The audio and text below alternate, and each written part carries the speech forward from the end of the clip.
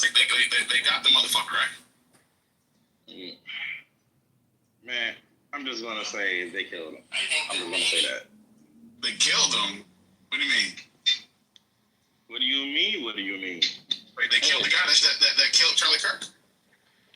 Oh, no. Oh, okay. I thought you were talking about something else. No, they did arrest the guy, yeah.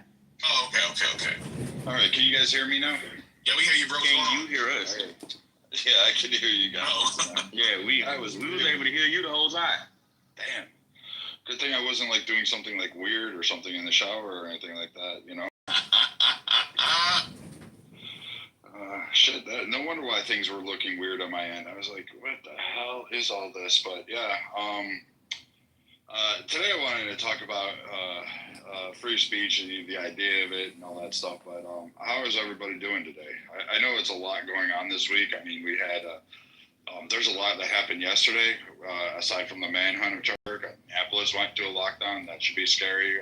HBCUs were in lockdowns because of threats. You had another school that had threats. You had another school shooting, I believe, or something in the parking lot. So there was a lot of craziness happening this week, and I think we need to kind of have a more civil discussion and a bigger deep dive on it. But I don't know, Thomas, it was pretty spicy yesterday. Montel, I haven't seen you in a while. Where were you hanging out all day? Man, me and my wife didn't stop going into facilities, bro. We don't go in. That's probably why you don't see us no more. Yeah. I'm seeing it in the hallway. I haven't had a chance to really dive deep into this, but you might have more information on this, Brad. That they caught the guy, and he's allegedly a Republican. And I don't know if y'all remember what I said yesterday. Wouldn't it be crazy, or the day before yesterday? I said, wouldn't it be crazy if it was like a person like that was anti-Trump Republican type of dude that did it? But I'm not sure if he's Republican or not. This is what I'm seeing in the hallway. Yeah, so it appears he's registered as an independent. He didn't like Charlie Kirk from some of the stuff that, because like, you know, the internet, you are not safe in the internet. But he apparently did not like Trump, did not like Charlie Kirk, believed that fascism. He was registered as an independent. His parents, however, were Republican. So maybe that's where people are getting the constructs mixed. But so far, he was raised by Republicans, you know, normal town. I would say that he got more radicalized off the internet. I would say this is something that people are not willing to accept, that their kids, especially, you know, kids, cannot take a simple conversation, and they are more radicalized on the device in their hand rather than the actually just sitting down and having a discussion. But what I find ironic was Thomas and Montel and Marshall and whoever else on here, and I'm not making comparisons because none of them are on the same playing field. But what I find historically comparable is Charlie Kirk never espoused the violence. He never said, hey, I want to shoot people, I want them dead. He never wished harm on anybody. He would talk about stats. Sometimes he didn't like them. Sometimes his stats were wrong. Sometimes he just said flat out bullshit. And other times he said truth. But what I find weird is people like Malcolm X. He said facts. He brought interpretations. Sometimes he said bullshit. Martin Luther King, same thing. Heck, you can even go to like your Jesus Christ. Like all these people, just for speaking words, have been killed because of a fear of those words. And it's weird when I look through history of famous speakers and philosophers and people, and then I'm not putting Charlie Kirk in the same cabinet, but it seems that every time a peaceful approach is used to invoke an awakening, to evoke a change in heart, there's a violent reprisal. And it's always by those who are claiming the other is some sort of tyranny, some sort of contamination, some sort of infection onto the populace of the mind, and that they are saving the world. That's what each of these killers believes. It's just weird that you don't sit there and actually say, hey, hold on a moment. Why are we afraid of words? And what examples are we doing? And why are we allowing idiots like this to fester in the universe? But I don't know, Thomas. You were partially right. I'll give you that. I appreciate it. And here's the thing. I want people to know I still want his head cut off. This doesn't change anything. I still want his head cut off. Okay? I know they're going to be seeking the penalty like they said. Yes, cut this nigga's head off. He's got to go. He's got to go. But to your point, Brad, about the radicalization, this is what I was talking about before. Remember, I was talking about the social media thing and parents having, control of what their children are looking at. Because you're right, especially in this day and age, we have the internet gives our children so much access to things, and without proper supervision, we see this type of radicalization. Because again, someone deciding to get a gun and kill somebody because they simply disagreed with the rhetoric is something that should not be tolerated, number one. Number two, shows there's some type of mental instability, and that you're probably not fit to be with society, and you need to go, meet whoever it is that you decide that you want to pray to. You gotta go. That's freaking crazy. Montel or Tio, what are you guys? I was trying to catch on to what y'all was saying, but just to speak on what I think, I don't think he deserved to die. No, I don't think nobody deserved to die over Riddick. But if somebody's gonna have a sympathy tear for someone that says the things that he said, no, because I don't even like anybody that spews hate and different things like that. I watch a lot of his stuff for the past couple of years, and different things that debates he does and stuff like that. So I'm not one of the people that have seen clips. I've been watching him for a minute. When he was going through campus and stuff like that or whatever. That just some of the comments he said, it was just like, fuck no. But him deserve to die? No. But I don't believe in that. But I think that people need to get back to what did Dave Chappelle he said in the stand-up show back in 2003. I think it was Killing Me Softly or something like that. Dave Chappelle, yeah. Dave Chappelle, Killing Me Softly. Yeah, he said, he was like, one thing about white people I realized, they never talk about politics. He said, I was talking to the dude. He was like, so who you voting for? He said, bro, I'm trying to take about fucking my wife, and you want to talk about politics? It's like, I think we need to get back to a time where people didn't talk about a lot of shit that they talk about and start treating each other like as normal people. Because today's like people are now. It's like something my homie had a conversation with. When people have a basic level conversation about something, everybody's good. When you get in detail and different things like that or whatever, then that's when shit starts to actually fucking get people who start arguing and different things like that. Because people have major disagreements and different things like that. Definitely kind of politics and different political views and different things like that. But was just not respectful in why we're saying it. You feel me? Just two things. He said something about women. He said that if a woman is drunk and she gives consent before they have sex or while they having sex, she should not be able to take consent back. That's wild. Another one is Juneteenth shouldn't be a holiday. That's it. Just there's a lot of things he has said as I watch and stuff like that, but just those two things, just alone, it's like it's kind of fucking wild. Or when he was on stage, he called the Asian dude a chink. It's like I said, no one deserved to die over words and shit like that, but a person with that type of spirit can keep words on that That's one of the worst things about social media, and I say that respectfully, my good man. It's just that people will hear clips and not understand context. When Charlie Kirk, let's just talk about the whole consent thing. What Charlie Kirk was talking about is retroactively saying I'm taking back consent once the deed is done. So if I go and have sex with a girl, right, and that day later the girl's like, you know what, I don't like how he's treating me afterwards, so I'm gonna retroactively track my consent and say that he raped me. I agree.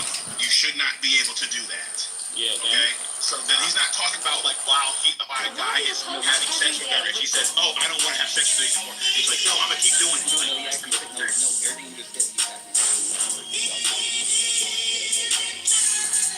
I didn't hear him say it. Yeah, I heard. I gotta realize, I'm not gonna say I was a Charlie Kirk fan or like I watch a lot of this stuff. I never like watching. I've been watching for the past couple of years. With going on campus, debating these students. Yeah, I gotta see that because you sent it to me because I saw when I was saw this is a couple years ago actually. So I'm not gonna say I can recite it verbatim, but I do not remember that section where he said if they're engaging in sex and she says, "Hey, I don't want to do this anymore," for him to continue to force on her. I don't remember him saying that. What I remember him saying was if she retroactively retracts consent after the sexual situation, then that is like you shouldn't be able to do that. He did say that. Like I'm not saying he didn't say that. He did say that. Okay. Because he did say that. So your memory's not wrong. He did say that, but when they got deeper into the argument, he's like every time he gets mad up on a debate, he goes deeper into a hole, and you just be like, if he said that was appalling. If he said that, I gotta see this. If he said that, that's appalling. I agree. But again, clip on this so that we could just hear it because I don't mind it. I gotta find it. I gotta find it real quick. Because I know like I actually went and looked this up. So two things. One, the guy's name was Chink. Like I don't know how to say it otherwise. Like it just is his name. Like I mean there are really yeah. Like I've met some weird fucking names in my life. I was in the military, the Navy. There's some weird names out there, man. Some of you should think about your names on your kids. Like you put them through trouble, especially in the military. Like we are going to go after them. Like I got nicknamed Alphabet for the longest fucking time. Like we're just brutal on that shit. So like think about your kids when you're naming them because their life choices are going to have direct consequences in relation just to their fucking name. So. But yeah, I believe that the guy's name was actually Chink. Like that's literally, I don't know how it was spelled, but it was literally the guy's name. So he was addressing him by his name. So I mean, I get your point and the vernacular and the slur, but if it's the guy's name, like what did you want him to do? Sorry, I can't call you this. I have to call you, my Asian American. Like I don't know. I feel a certain way. But again, if you have the clips and you have the evidence, we can go through and do a deep dive and listen to the context and kind of gauge what was there. If it's a misinterpretation. I should have said it because I was like, I'm pretty sure I don't hop in a room like this, whatever. Because I'm in New York right now, New York Fashion Week. So I'm in my hotel trying to charge my phone real quick before I go to the next fashion show. So I was just. Was he talking to Chink Uger from the TYT? Wasn't that the one he was talking to? Because the only person, because I know like the TYT guy is Chink, like that's his name, Chink Uger. I'm not sure. I gotta go back and look at it, bro. But to the whole thing about like, yeah, it's messed up that the guy died for his opinions, regardless of how you felt about his opinions. Like, and then like, there's a lot of people online saying, F having sympathy for him, F having empathy for the guy. And my thing is, you don't have to have sympathy or empathy for the guy, but at the very least, you don't have to celebrate the guy there. At the very least, like you can at least have an iota of human decency for human life, period. Regardless if you agree or disagree, because pretty much, if that thing comes back around and gets pointed back at you, would you expect people to, would you be okay with people feeling the same way about you? Saying F you, F your sympathy, and just be celebrating if it was you. So, what was your question? I knew it was something, but I know it was a joke. Oh no, pretty much like if the roles was the other way around with the people celebrating his death. Like, would you want people celebrating your death?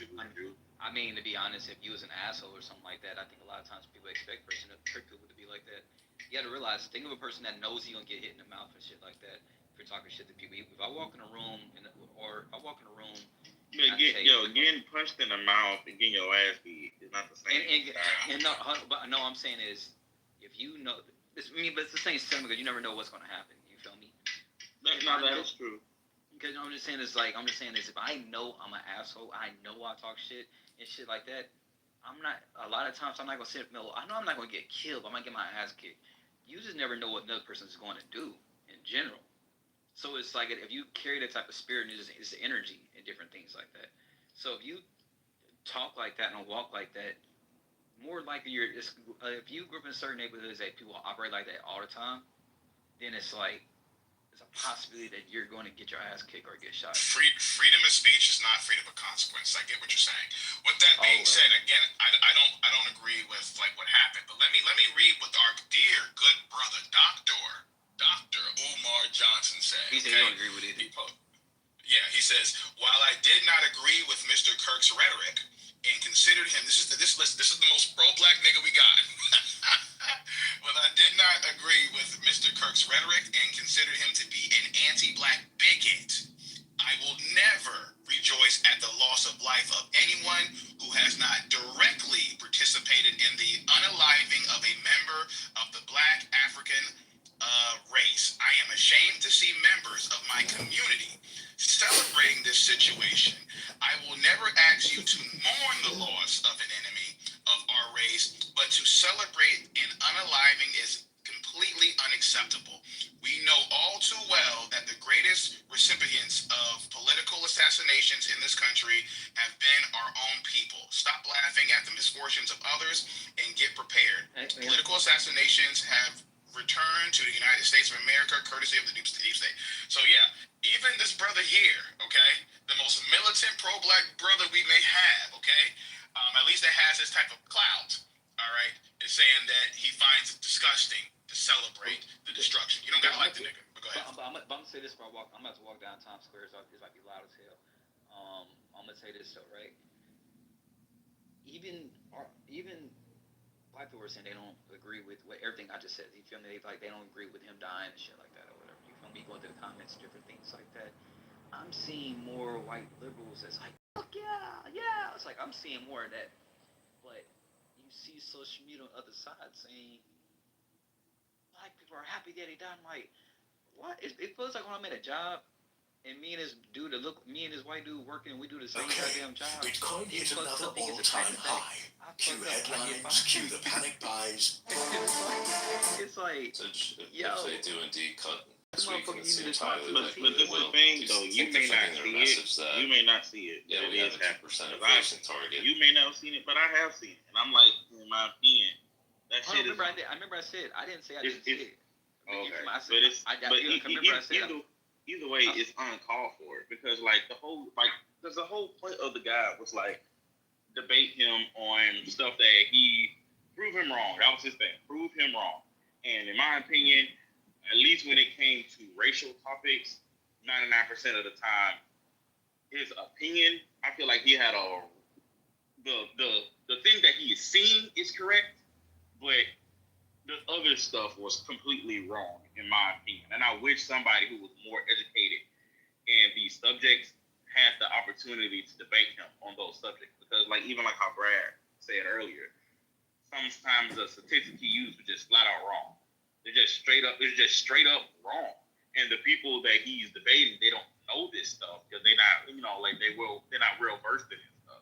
And I just wish he had the opportunity to debate somebody on those topics who actually know what they're talking about, and possibly, you know what I'm saying. And let's see where we go from there. And let's see if he's really when he's recruited with facts, that's proven facts to your face. Will your mind really be changed, or you gonna continue to say the things that are straight up not true? Yeah, but and also it's like this. Someone said that in another room. They said they're not blaming black people for shit. I'm like, shit. Hey, in OC right now, they're marching saying, "White man fight back. White man fight back." We didn't do the shooting. Another white man shot you. It's like, fight back. Who are you fighting back? The government. Who are you gonna fight back? I agree. That's crazy. That's crazy because we didn't do shit. We just sitting there like, hey, yo. So don't get mad at the person that pulled the trigger. But you gotta look at it like this though, man. Some people in this world are just hateful people, and when you have something that angers hateful people, like those hateful people look for reasons to hate and to be hateful towards others. So for some people, this is just an excuse to do some of the things they wanted to do anyway. I ain't thinking of it like that, but yeah, you're right. You know what? I'll take it back. I'm always trying to think PG. So yeah, you're right. 100%.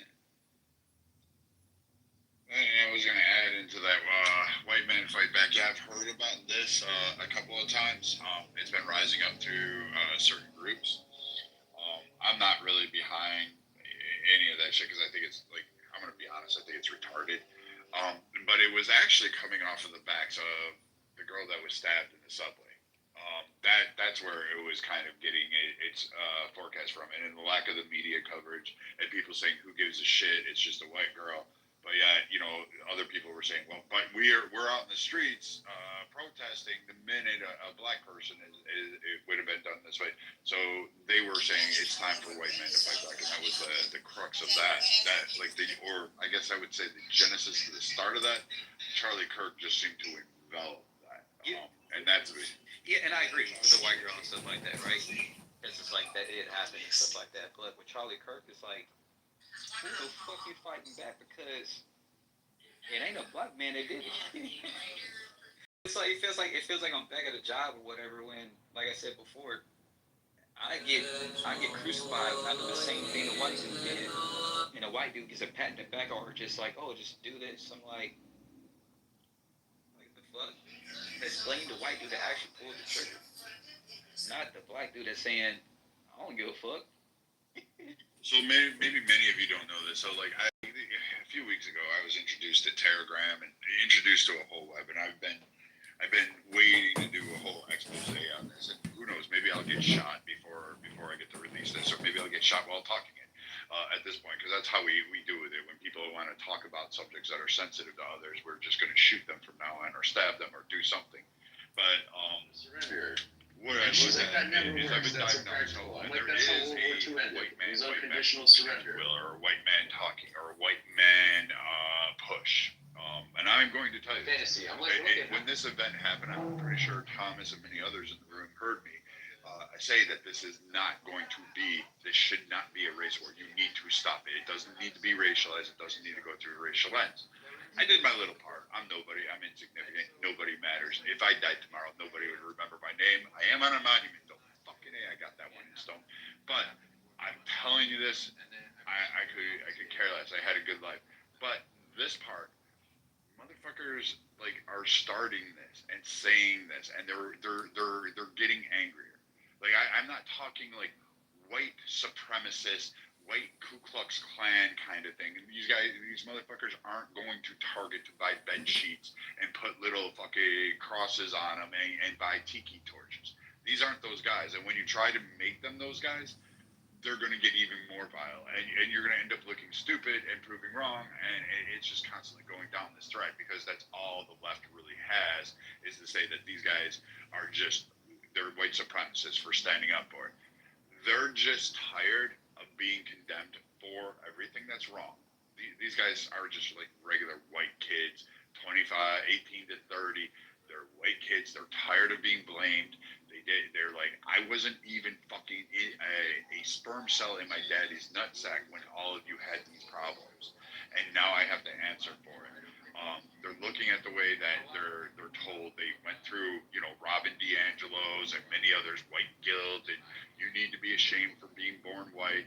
You have all this stuff, and they're looking at the struggles, their impoverishment, the fact that they're poor, the fact that they watch the greatest wealth transfer in an entire lifetime occur under the pandemic. They're watching that their families and their parents aren't leaving the world a better place. They don't have very much to go forward.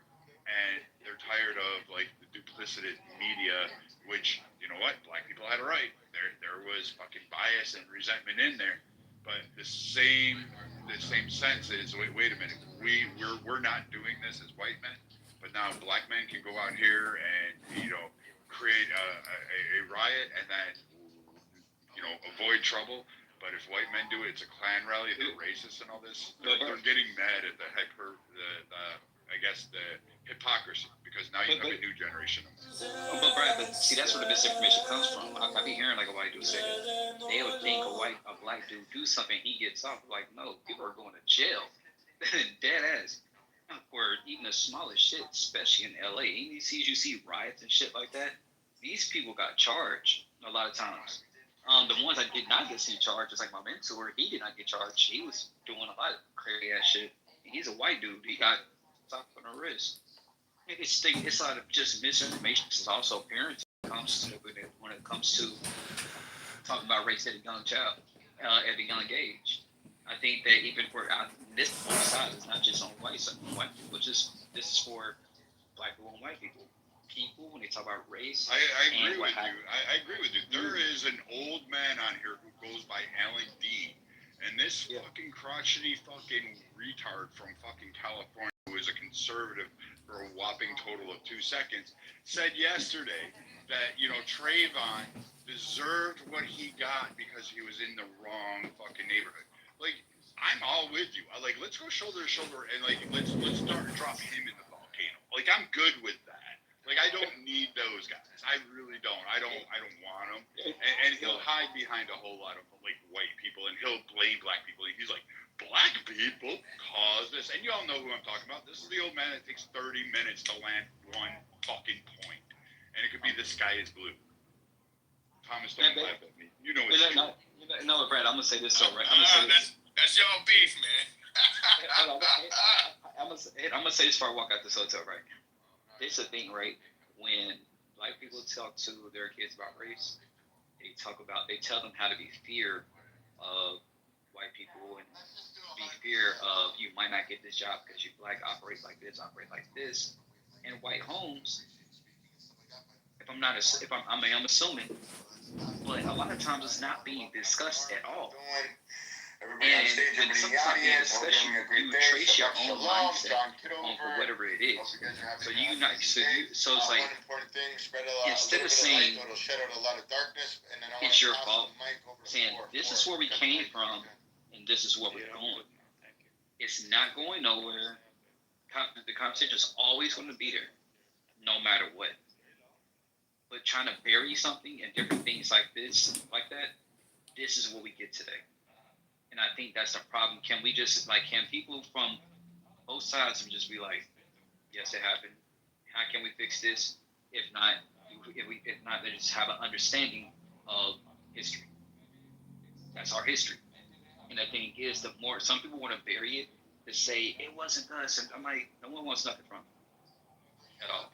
Just acknowledging it happened, and that's about it. No, I get that. Like, and we should acknowledge. Like, we should acknowledge a lot of things, like the various 5 land grants. We should acknowledge the fact that we were, as a nation, literally had a policy, like a national federal policy, and allowed states like California trying to be all great. Like, you know that they pushed and got a legislation to ban all Orientals. Yes, they called them Orientals back then, but they had an anti-Asian exclusion thing, right? Like, we interred Asian Americans or Japanese Americans or anyone we called, what was the term? Nips or Zips, whatever they call them. Nips from World War II. We rounded them up, took their land. This is the most egregious shit. Like, people talk about reparations, all that shit. They took these Japanese people, put them in one of 4 camps, mind you. The one was really fucking bad. But, and then gave reparations to the tune of, like, I think it was like 10 to 20,000, depending on which camp you were in, and you had to prove you were in. George Takei from Star Trek was in one of them. He gave a whole big speech about this shit, and he was really pissed off just for even getting it from Ronald Reagan. They got like 20,000, but here's the thing: they never got their land back. So a lot of these guys were farmers. They were big time. They had land, houses. They were all set up. They were like as American as you and I, and they lost absolutely everything. They lost their wealth, their assets. They were just, the government took it and then never gave it back. And again, I was floored by this, that people didn't realize, like, well, they got reparations, yeah, but what was taken from them was so fucking worth more. Imagine you had land in California, like today, like fuck no. You know there's all those vineyards. You know that racist fucking cracker, Alan Dean, that motherfucker is probably resting on some Japanese land who had a farm there, and now he's crying about black people. Like, you know that shit happened, and then we're not acknowledging black people had writings, music, instruments, lettered words, songs, artwork. It's literally in museums. I'm pissed off at the fact that everyone's mad at Trump and the Smithsonian for which they debunked this one, but basically the Smithsonian taking down certain black art or museums doing this. I do not understand why people are mad at the museum taking it down when you're not mad at saying, hey, give that fucking piece of art back to that family. That was stolen. You know how many pieces? There's so many of those. Most of them were bought on the black market. I'll give the museums that. They're really great at that. But there is a significant portion of Black American history art that is stolen, literally from black people. Like, nobody wants to argue that. It's weird that we don't talk about it, and I agree with you. We should talk at great lengths about these. I think people do talk about that. But to that point, is this just about Charlie Kirk's legacy or about like marginalized folks? It can be about pretty much where you're at. We're staying around the Charlie Kirk theme, but I'm going to wander in and out because there's other topics I want to bring into this and other facets, because I'm really pissed off that Annapolis had to go into lockdown yesterday. There was a shooting at Annapolis, Maryland. For those of you who don't know, the greatest officers in any branch of the service are born there. Those are the United States naval officers. They are the only ones that matter. They are the men's division of all the military forces. So let's keep that in mind. We want to really protect those boys and girls. So make sure you're aware of that. But go ahead. Yes, they love the semen. They were part of this whole operation. And he said, I don't know about that, but the planes left from Qatar, fueled up in Qatar, landed in Qatar, came back to Qatar, and then left from Qatar. But didn't that disprove? Then do you there? Disprove what I said, but you even Say he's a don't whore. tell her. Okay. False. Hey, but hey, but I was saying was like Brad, like I totally agree. Like I don't think Israel needs to wait for the green light. I don't know. I just like the more people try to bury stuff under the rug. And we know this. It's like a marriage, right? What happens in a marriage if y'all don't talk about it? Y'all don't resolve it. Y'all don't fix it. Y'all end up getting divorced. It could be ugly or it could be whatever. But the thing is that it's like white that to me people try to avoid not putting or try to put other people's life that don't do different things. And I just feel like if people don't get their mind right and how people are, we're gonna have like a big toll effect.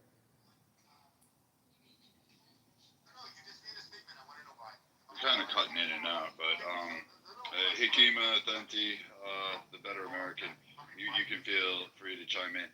Anybody can come up on stage. Yeah, I just wanted to talk a little bit about Charlie Kirk just for a brief moment, even though he doesn't really need any of his name in my mouth, absolutely. But I just think that like this like left-right division of like how people are looking at this, it's not really nuanced at all. It's like the guy said some things that were, I mean, not just dog whistles, right? These are like things that actually impact people's lives. You know, basically saying this is like going back to like the white eugenics and like the supreme kind of shit. And I think when that happens, and based on other things that he said about, you know, guns and stuff like that, like a lot of people are like, yeah, good, you know, dude got what he deserved. Like I'm hearing that throughout, like, you know, where I am politically.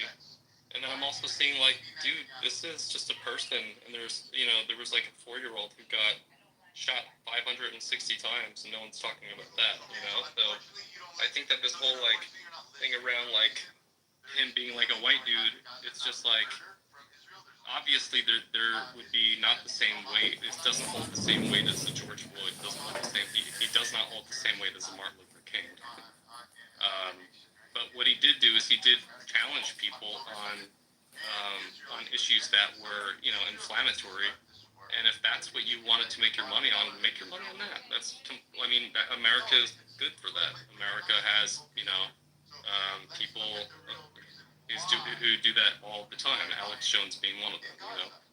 But to sit there and like create not just like tears in society about actual race, like just like race wars and identity politics, and like really going into like these like real things about about like, oh, you must be this X because you believe in Y. And that's what we've been doing. And people like that are Charlie Kirk. Like Charlie Kirk is that person. Charlie Kirk has done those things. I think his legacy will go down for him being an anti-black. And here's the thing: is like, you know, people are like, well, point out his racism. Well, he's just always talked about how black people need to like essentially pull themselves up by their bootstrap. And with that kind of like, with that verbiage and with that person, it's easy to understand how that person thinks if they're coming from a mindset of debating another person, whether they're white, black, Asian, Latino, you know, Puerto Rican, whatever, about this simple thing of like, well, black people's brains are smaller and less developed. And it's just like when you go into that. Charlie Kirk never said that. I don't remember him saying that at all. I was gonna wait till he's finished, but I never said that. I don't remember him saying that at all. Go ahead. Charlie Kirk goes into a thing about eugenics and about Can we can pull it up because I have his entire thing here. You said Charlie Kirk on eugenics. Do you have the date or? I'm literally just speaking, but I could pull it up. Yeah. Okay. Because one of the things too is I don't mean to cut you off, brother. For example, as a black African man here, well, I'm not from my ancestors probably were from Africa, but I'm from America, African American, I should say. I have told niggas to get their shit together constantly. Pull yourself up by your bootstraps. Nobody's gonna fucking save you. No, but you don't. Again, this is not the type of world we live in. There's a lot of broke, fucked up white folks out here. Every time I drive to go get me something to eat in Portland, there's white folks on the fucking street starving. Okay, you know, I'm pretty sure Charlie Kirk felt like these niggas need to get their shit together too. Okay, but again, it's just like when we throw this whole aspect of racism because he says something that makes black people cringe. Like that's not racism, man. No, you're right. It is not racism, but he's also not pointing out those white people in Portland, right? He doesn't have to. He doesn't have to though. That still doesn't make it racist. When I'm talking about like a certain, if I'm talking about, I'll let you rock. If I'm talking about a certain community, and that's where the crux of my argument is, I don't need to bring communities into the conversation. Okay, I can have that conversation without doing that. Just because if I'm getting on white folks' case and saying, "Oh, well, Asian people do it too, or black people do it too, or vice versa." Again, and I say this, I just find that whole argument disingenuous. But go ahead. I mean, the argument isn't disingenuous. He basically talks about black people as if they're less than. Let's be honest here. There's a fair standing. Do you also believe that it becomes a problem when you're a terrorist, you don't wear a uniform, and you declare yourself to be an army and a resistance fighter, and you're hiding within civilians in the same clothing that they're wearing? Don't you think that people should take some type of responsibility of their actions and say, hey, let's actually protect the people. Let's do what BB's doing. Let's protect the people of the country that we're living in. Hey, BB, can you put me in the queue? This is Joe. If you could put me in the queue, I just want to read from the Tanya for 60 seconds, if you could, whenever you're ready. But I'd like to just reset the room by doing 60 seconds of Tanya whenever you're ready. Go ahead.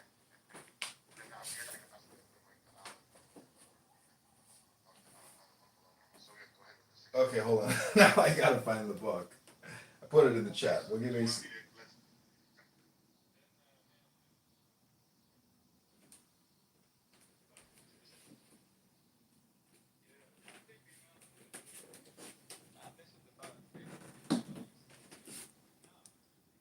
Okay, guys, let me go.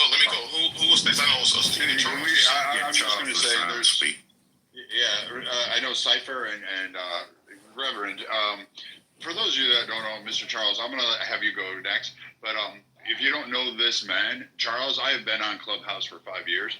And there have been a lot of people that preach Bible, preach God, preach all their religions and all of this stuff. I have met maybe, I can count on my hand, 5 people off of this app that actually practice it, say the same thing over and over again, and validate and back it up. Even when I have gone toe-to-toe in screaming matches against them. If you don't know who they are, I'm going to introduce you to one. His name is Charles right here. This man speaks it, walks it, lives it, drinks it, eats it, and does everything else, builds with it. and he does not change his rhetoric. He never moves from his stance. He's said the same thing for 5 years. He's never wavered, and even in the most difficult circumstances, even the most contentious conversations, he'll either say, I don't know, I don't have an answer, I'll have to contemplate on that, I'll have to research that. He does not give you false hope and does a lot of crap, even though him and I vastly can disagree on many topics. But please, Reverend Charles, go ahead. Charles, take it away, and the rest of you should click on him and follow him and listen to some of the words he says, because the world would be a better place if you did. Well, thank you so much, Brother Brad. I wasn't expecting that introduction. We have to be fair to Mr. Kirk, and there's a lot of unfairness going on towards Mr. Kirk, and I vehemently disagree with Mr. Kirk's politics and talking points. But to say that he's racist, well, we don't know Mr. Kirk, so we can't say whether he's racist or not. That's not fair. He may not be a racist, but he has said some things that I believe are racist things. And I can give you just a couple of them. But we can't judge his heart and then say he is this when we don't know the man. And there were a lot of people that love this man. So we have to be careful in speaking about the death of this man. Same thing happened when, the Nation of Islam in the 60s hated black people. But when John F. Kennedy was assassinated, Malcolm X made some unfortunate comments. They had a lot of truth to them, but they were unfortunate comments because the nation loved this man. And you have to be sensitive to people who are in mourning.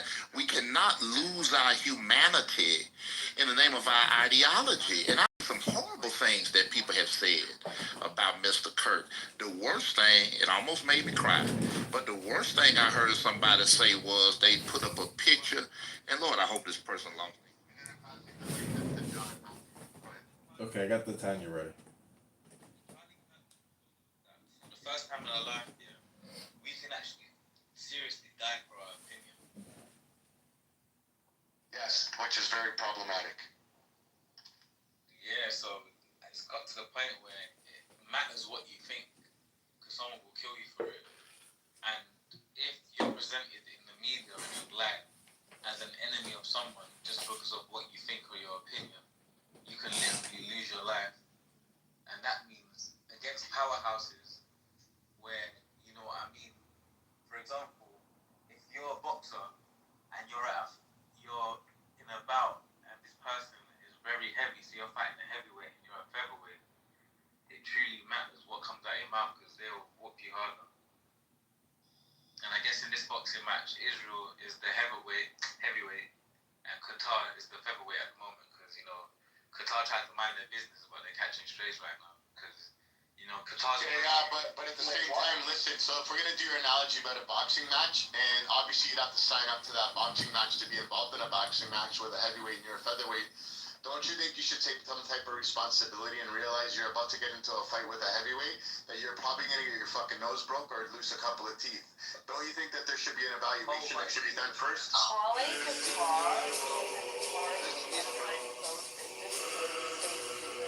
no, I'm going to tell you why. No, you're not going to tell me why. That is the dumbest thing I've ever heard. Qatar is a fake state. It's not a real state. It's basically a U.S. military base that's stuck in between Iran and the Khalid states. And if you don't think for a minute that Qatar signed off on Israel hitting them, they're doing the dirty work. You have to be fucking retarded to think that the emir of Qatar and the family there didn't know what exactly was about to happen. That's crazy stupid, man. That's crazy stupid. I never said none of that. No, you did. You said that Qatar was minding its own business. How fucking retarded do you have to be to think that Qatar has any business? Qatar has never minded its own business. Qatar has... Oh, shut the fuck up. The only thing Qatar has done... All right. We'll go like this. Since you can't words, did your mother raise a fucking animal in a farmyard? You're going to have to sit down there and listen. Qatar has never not minded its own business. Qatar's entire existence is fucking in other people's foreign policy. This is the whole purpose of Qatar. It's a swing state stuck between the Shia and the Sunni. Put your fucking microphone back on. Put your microphone back on. Good boy. Put your microphone back on. There you go. All right. You want to play a game? No problem.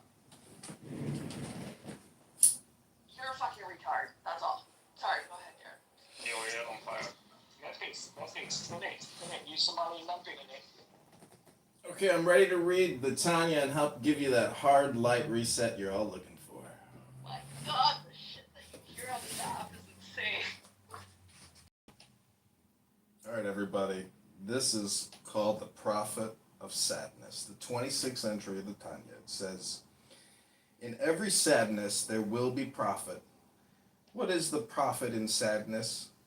A broken heart shatters the self and the glittering shell of selfishness that seems to separate you from God.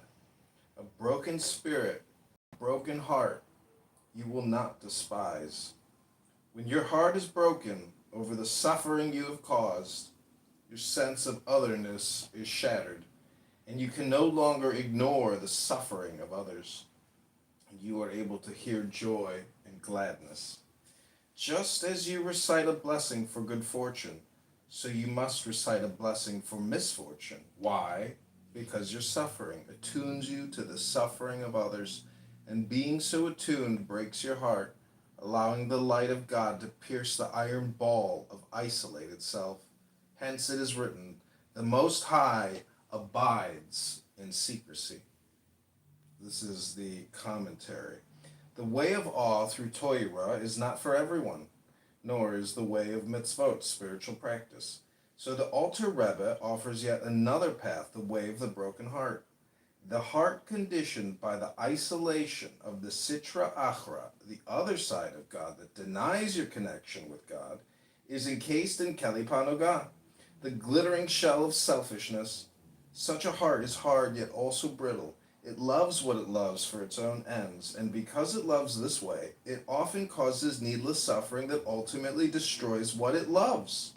When love is lost, there is heartbreak, a moment of sadness so sharp as to crack the shell of selfishness. When the shell is cracked, you experience the suffering of others. And because you experience the suffering of others, you connect with them. This connection is the voice of joy and gladness. Hence, even a moment of great sadness can be a moment of greater transformation. For in that sadness, and self recognizes its interconnection with the other. In this way, God realization, Da'at Devakut, is the secret prophet in even the most terrible sufferer.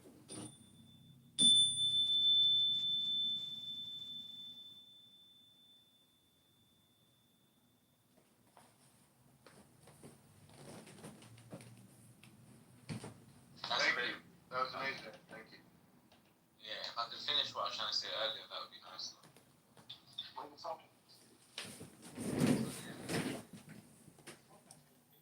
What his judgment is, it's between him and God, right? We have the ability as free living human beings to feel however we want to feel about the things that that man says, because it does have consequences. Words and wars always started with words, and words can produce war or peace. That man was not speaking about peace. That man was not shitting on white folks the way he was doing black people, right? So it's clear as to who he was. And I don't think that anything about that, if it's being fathered at home and reared at home with his children, well, then they could be subject to the same kind of ideology and reckless behavior. And I hope that they don't go down that route. I appreciate the submission. Couple things. I'm gonna give it to somebody here to share.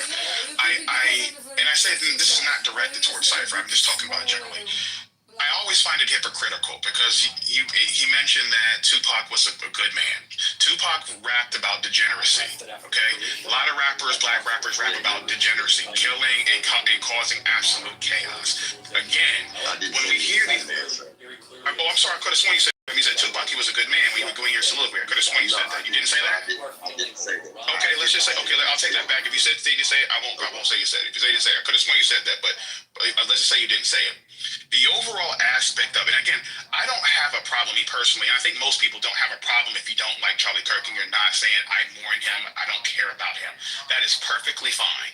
What people have an issue with is the celebration and mocking of the death. Because again, for example, Philando Castile and things like that, when we see black injustice, I know for a fact, and I'm not talking about Cypher because Cypher is an individual, but I'm pretty sure the black diaspora is not going to be okay if white America got up and started clowning people like Philando Castile and others, not saying that they didn't do it, but it was still frowned upon if they met an untimely demise. Okay, this is where the humanity aspect comes in. I think what Brother Charles was talking about. You don't have to like your enemy. Okay, you don't have to like them.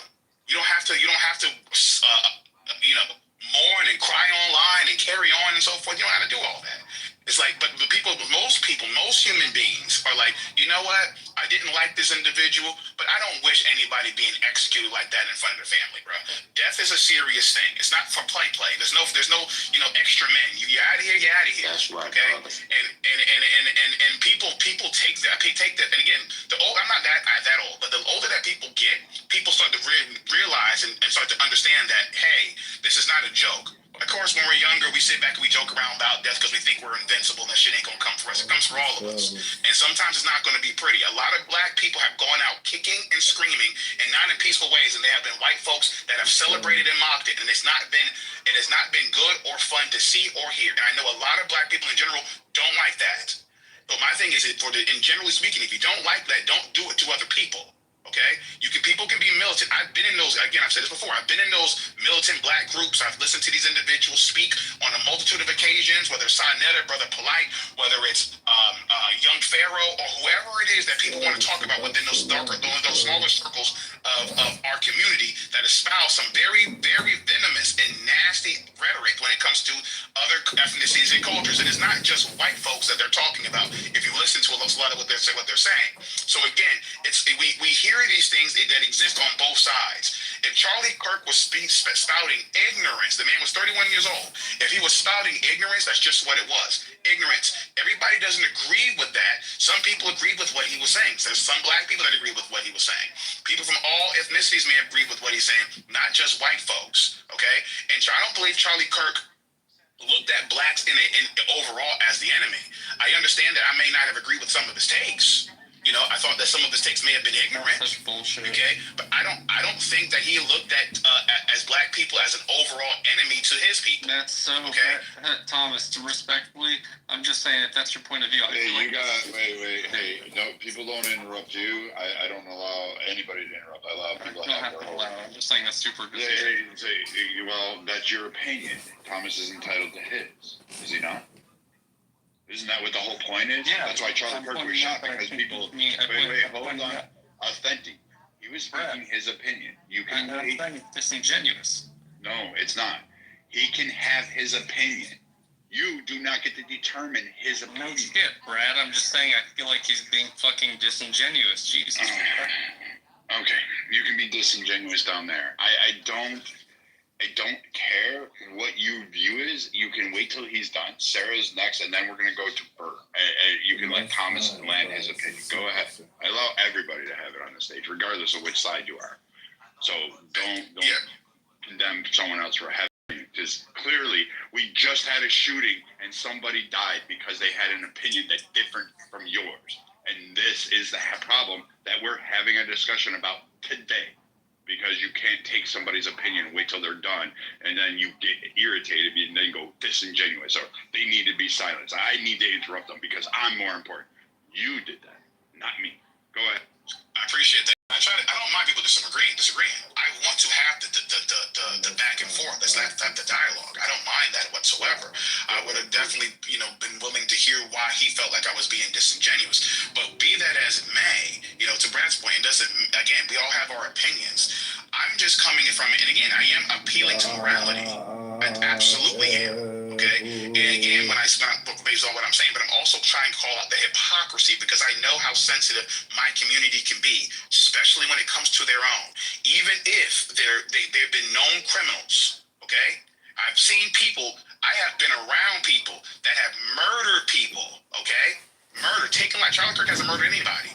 He's just said things people don't agree with or may not like. I've seen people in my community murder people that I've known personally, went to school with these motherfuckers, and people want to sit back and act as if, you know what? He was, he was a good guy. He was on his way to do whatever, okay, and so forth. And we don't want people talking, especially other groups, talking bad about them. I've seen it. You can't talk about him. I don't care if he was murdering niggas. You don't talk bad about him, okay? He was our people, et cetera, et cetera. So, again, I get it. I'm just saying here, let's just have a little bit of humanity, my guys. That's all in there. Go ahead, Shit, sir. man. Shit. All right. Thanks, Brad. Thomas, you hit some amazing points that I was going to bring up anyway. Something dawned on me today was that I read like. So first of all, the people who were celebrating Charlie's death, it was a disgusting display of kind of a very childish viewpoint of debate and very authoritarian, and anybody who thinks that he deserved to die because of his opinions, I think they're quite small-minded, and yeah, you can think that, Cypher, whatever, I don't care what you think. That's the whole point of being a human being, is you have to hold your own and defend your opinion without silencing the other person. And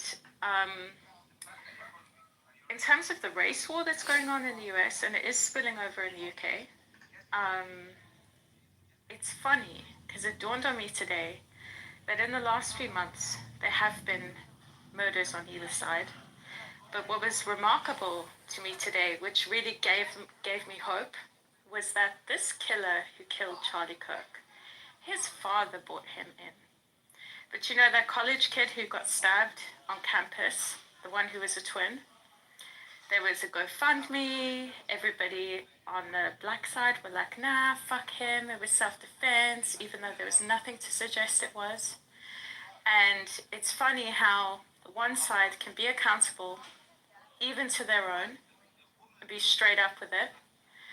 But the other side celebrates and demonizes the other side. And I think that's a big problem. It's a brain rot. It's a virus of the mind. And it's a disgusting, disingenuous display of humanity. And I don't like it. But would I kill you? No. Because I believe that you would have to atone to God. And if you celebrate somebody dying in front of their family and you think it's a good thing, then you're just showing that Christ isn't in your heart, and I feel sorry for you. Y'all literally celebrate and make Charlie Kirk a hero after he talked about all types of different groups of people, marginalized people. And now you want to act like you on some high horse, like, how dare someone feel this kind of way? Like, this racist, a bigot, he was a piece of shit. And no one's saying he deserved to die. I never said. Lady, I'm still talking. Mute your mic. No one's saying he deserves to die. We're just saying we're not surprised that someone wanted to kill him. That's all that's being said. Like dude spoke violent shit out of his mouth, wicked shit out of his mouth, and therefore, like, he got what the universe had for him. So don't be surprised. It wasn't the universe. It was another human. Sir, can you just let him land? Let him land. And then after yours and Hakim's exchange, I'm gonna go. Y'all literally celebrate him like he's Dr. King or like he's Malcolm X, like he's somebody that's preaching something positive. He's an evil, wicked dude. And he brought evil right into his home, right in front of his children. He brought it right there, and he didn't mind spewing his bullshit in front of other people's children. So who gives a fuck about that? Sarah, I'm gonna let you respond to that. I just want to say, I think a lot of people in our community as well. Here, first of all, let me make this very clear. I don't think when you say people are not, celebrating his death, respectfully, they are. That's number one. Number two, when you want to say that he was a piece of shit, that's fair. If you feel like he was a piece of shit, cool. If you don't like him, cool. Okay. I don't think people are upset that people don't like Charlie Kirk. When he was alive, a lot of people didn't like Charlie Kirk. So it's not a surprise. Like, people are, I think you guys are straw manning and missing the argument. What I'm saying, let me bring KK up here. She's got to come up here.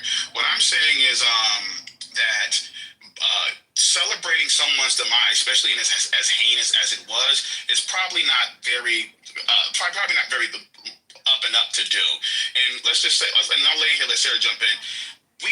If I remember correctly, we did the same thing to George Floyd. A lot of us tried to memorialize him. We put, like, someone bought I think it was what's the boxer's name? That bought him a gold casket, and we got murals and everything of this dude. And if allegedly he was a criminal, okay, so So again, holding people out, regardless. My point is that let's not act as if we're surprised that there are people that are, wanting to memorialize Charlie Kirk for being, quote unquote, taken too soon, just like the black community did when George Floyd was taken from us too soon. Let's not act as if we're surprised by this, like you were eloquently saying. We need to be honest about the situation. You don't have to like him. You don't have to, feel bad that he died. Celebrating is the issue, and people are celebrating. Go ahead, Sid. No, thanks for that. That's what I was going to say. People are celebrating. Can't gaslight me and say that isn't happening. And I wasn't referring to you. So thanks for bringing your ego. Go ahead, Bert. Yeah, let's go to Bert, because Bert's been patiently waiting. I appreciate that. Can I go last, guys? Interest. We got you, Cypher. Didn't Cypher go already? It's okay to get back in the queue. You can get back in the queue. So good. All right, cool. Anyways, my comments are not about the personality of Kirk any more than my comments could be about the personality of Malcolm X. And what I'm going to bring out here is one simple thing. He was a person who inspired a lot of people in positive ways. Just like you would say Malcolm X has inspired people in many positive ways. Doesn't mean I agree with everything either of those gentlemen preached. But I will say, just particularly two people on the panel here are espousing things in a way that is exactly what he preached against. And exactly what even I would say Martin Luther King would have preached against. Malcolm X to some extent. Okay, this is health and The point of being able to say, hey, I have a different view without being called a racist, a bigot, a Nazi, a fascist, etc., as he has been called for years, and even in the past week, heard it ramped up even. Van Jones and other chief personalities and such, I'm such a racist because he said this and this, except he didn't say that. And he even had if you go back and look at the last podcast he did, where he even addressed it and took it apart, he goes, okay, he said I said this, now let's look at what I actually said. No, that's not what I said. And that's what I hear a lot of going on here. No, he was not a racist, not at all. He did not believe in the inferiority or superiority of any race. He did not believe in treating any individual better or worse because of their race. He did not believe in anything that would have been interpreted in the sense of being putting anyone down. What he did do was question a lot of things. He questioned puberty blockers for kids and surgeries. He questioned DEI movements and their effectiveness. He questioned a lot of political corruption as he saw it. And he said things that pissed a lot of people off. But he did not do it for clickbait. He did not do it just to make people mad and get a engagement. He's 100% sincere. And he is also a man of faith. And I would hope that some people would, and Charles, actually, thank you, even though I understand your criticisms of him go deep, that you did give him honor in that sense, I think. His faith, my cousin's son, who's about in his 30s, came to faith through Charlie Kirk and got baptized. My son, occasionally will say, "Oh, I saw this TikTok," and he thought he had a good argument. My son, by the way, is by adoption, and from a mother who was in crisis pregnancy and chose to not have an abortion, and he knows that, and he appreciates when someone stands up for the right to life and for the unborn. And when people, it's a free country. I can actually compare him to Martin Luther King in a way. He was a person who stood up, who wanted to make his country better, who fought against the powers that be, who inspired many people to want to do better, I want to do better. And that's, I think a legacy, when you say he will be forgotten, he will have a legacy. Sorry, bro. His legacy is going to rock your world. Yeah. Things are just getting started. Hey, Brett, can I say something real quick? And Hold on, Bert, did you land? and I'm just going to say, yeah, it's not by any means over. The dialogue's not over.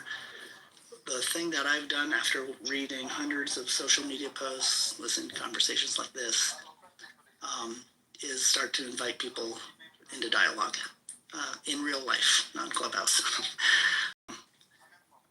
And that is going to make, I think, a bigger difference. I'm purposely committing to strengthening my relationships with people who have different views and come together and talk about them.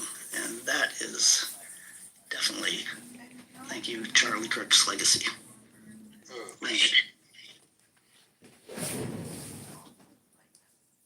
Bright sun that blinds out the rest of Jewish history because it's such a massive event. But if you go past the Holocaust and go before, like 250,000 Jews were killed in the pogroms in the Pale settlement. No, probably not. In 25 years, 250,000 Jews were killed. It's our entire history. This has been going on, and I don't think it's fair to act like you could say that. Do you think it's a perceived threat? It's very much a real threat. That's like holding a gun to someone's There is a real threat. You know what? You're holding a gun to someone's head, and you're threatening to kill them. And when they react, you say, "Hey, come on, what's wrong with you?" No. What a question. I'm not gonna lie, yeah. I kind of feel like it's not being funny here, but no. I don't think so. Or not biblical. Honestly. Yeah, it's not biblical. And where's God involved here? I don't think there is. I think that God is. I don't know. So you're suggesting that God inspired Hitler, and then his Muslim foot soldiers from Bosnia, and Turkey, and from Egypt, right? Is that what you're saying? No, I'm just kind of going off the fact that if you call it something a biblical war, God tends to be involved somewhere.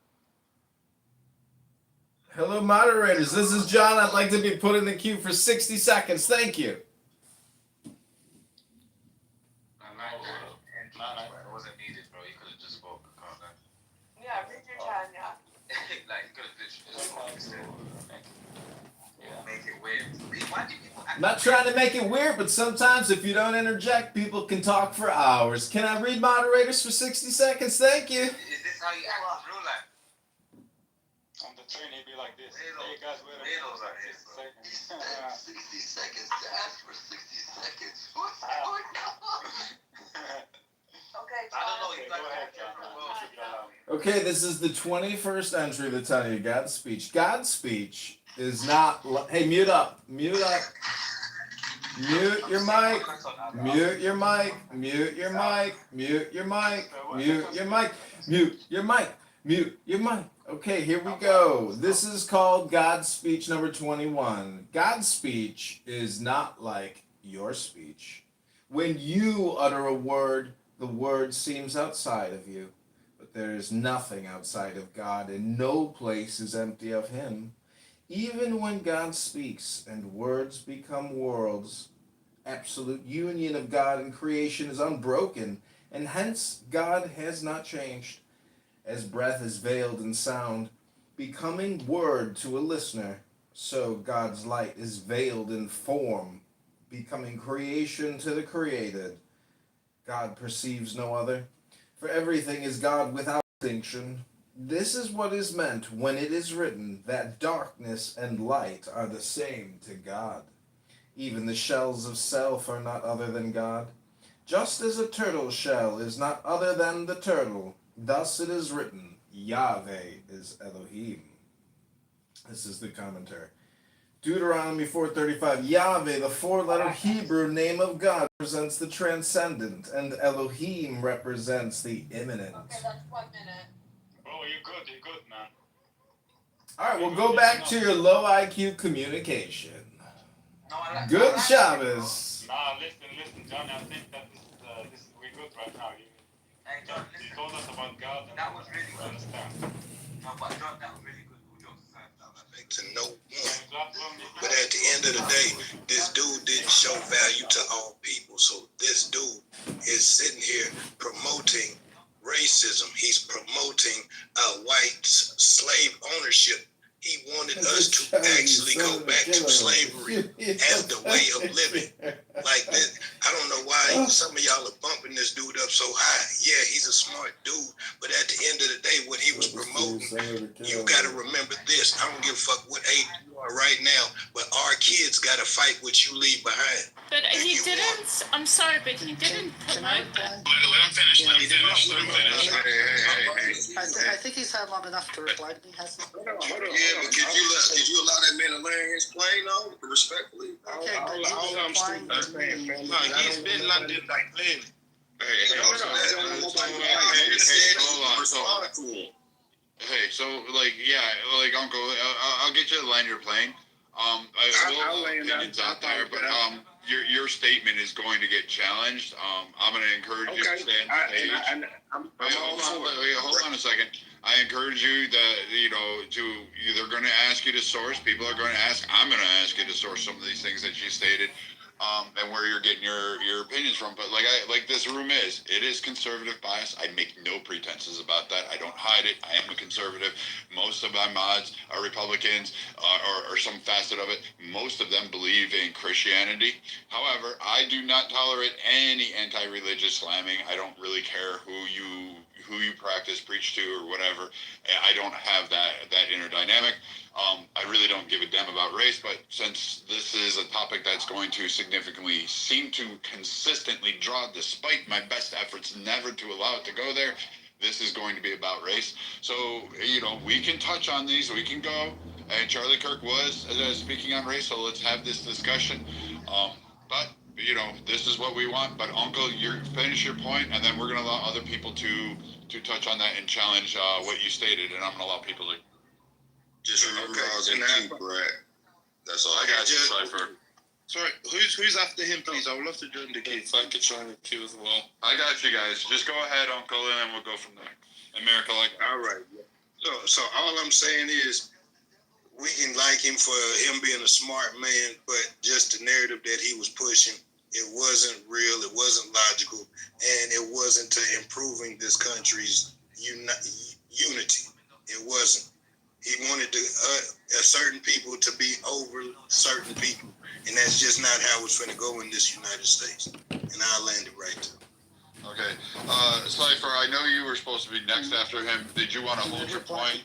That was a reply to me. I'd like to get it out because he was interrupted a billion times. I'll go as quick as I can to get out the way, right? I agree with at least 97.9% everything that the brother said. I've struggled to find something I disagree with.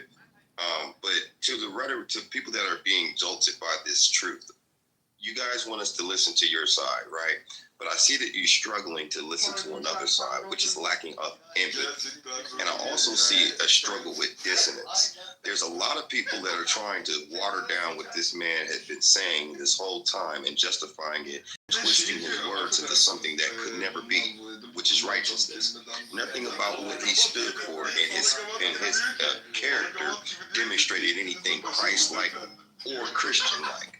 Because if you're getting into that, he wouldn't be so focused on racism in the black community, considering what his people have caused to that particular community, which happens to be also the children of God. And I know that the reason why people are coming off a mic right now, the reason why a lot of people are coming off mic right now is because they're emotionally triggered. This is an indictment of people's character because they align themselves with these racial epithets and talking points. And this is also what's being taught at home, both in black communities and in white communities, because there's a polarization with our race relationships based off of events that have never been dealt with. And I have to charge white people with this. You are charged with the creation of racism, so it is your problem to fix. Black folks, it is our problem to heal from, right? We're responsible for how we deal with this. they are responsible for how they correct it. And it will be corrected by their children, who will grow up in a world with access to information that will judge even their parents. And most of them will be despised of them, and they'll be able to breed them out of existence, because that mindset also hurts other whites. That mindset hurts the planet in itself. It holds humanity back from growth. What black folks also tend to do, though, is that sometimes we get into this victim mentality, right? As if we don't have the ability to bear arms and fight back, as if we don't have the ability to teach our children better, as if we're waiting on somebody that doesn't want us to get up on our feet to help us out, right? So there is some bootstrapping that man was talking about that I do agree with, but from the position that he was speaking of, it was haughty, right? It was definitely deprecating, and none of it was a solution for ourselves. And a lot of it was hypocrisy, because when he talked about the black fatherlessness, all you have to do is look at the CDC reports that black fathers are one of the best fathers in the world, right? Also, most people that are that are deadbeat fathers happen to be white males, just like it is true that white males commit most of the crime and they make up the majority. Okay, Cypher, you said this. Cypher, I'm circling back to it.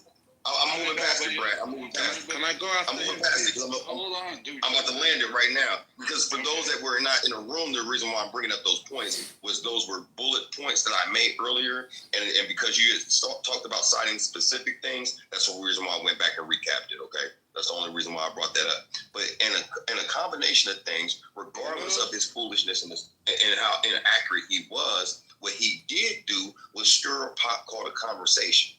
Those conversations can either go either way. It could create situations like what we saw the other day where people get hurt and injured and killed, which God forbid we don't want to see any more of that, regardless of how we feel about him, right? But then also what it could do is create conversations that lead to solutions that bring us closer together. Can you round So I'm landing right here. And I'd have been landed if I wasn't interrupted, but I'm landing right here and I haven't even been talking 2 minutes.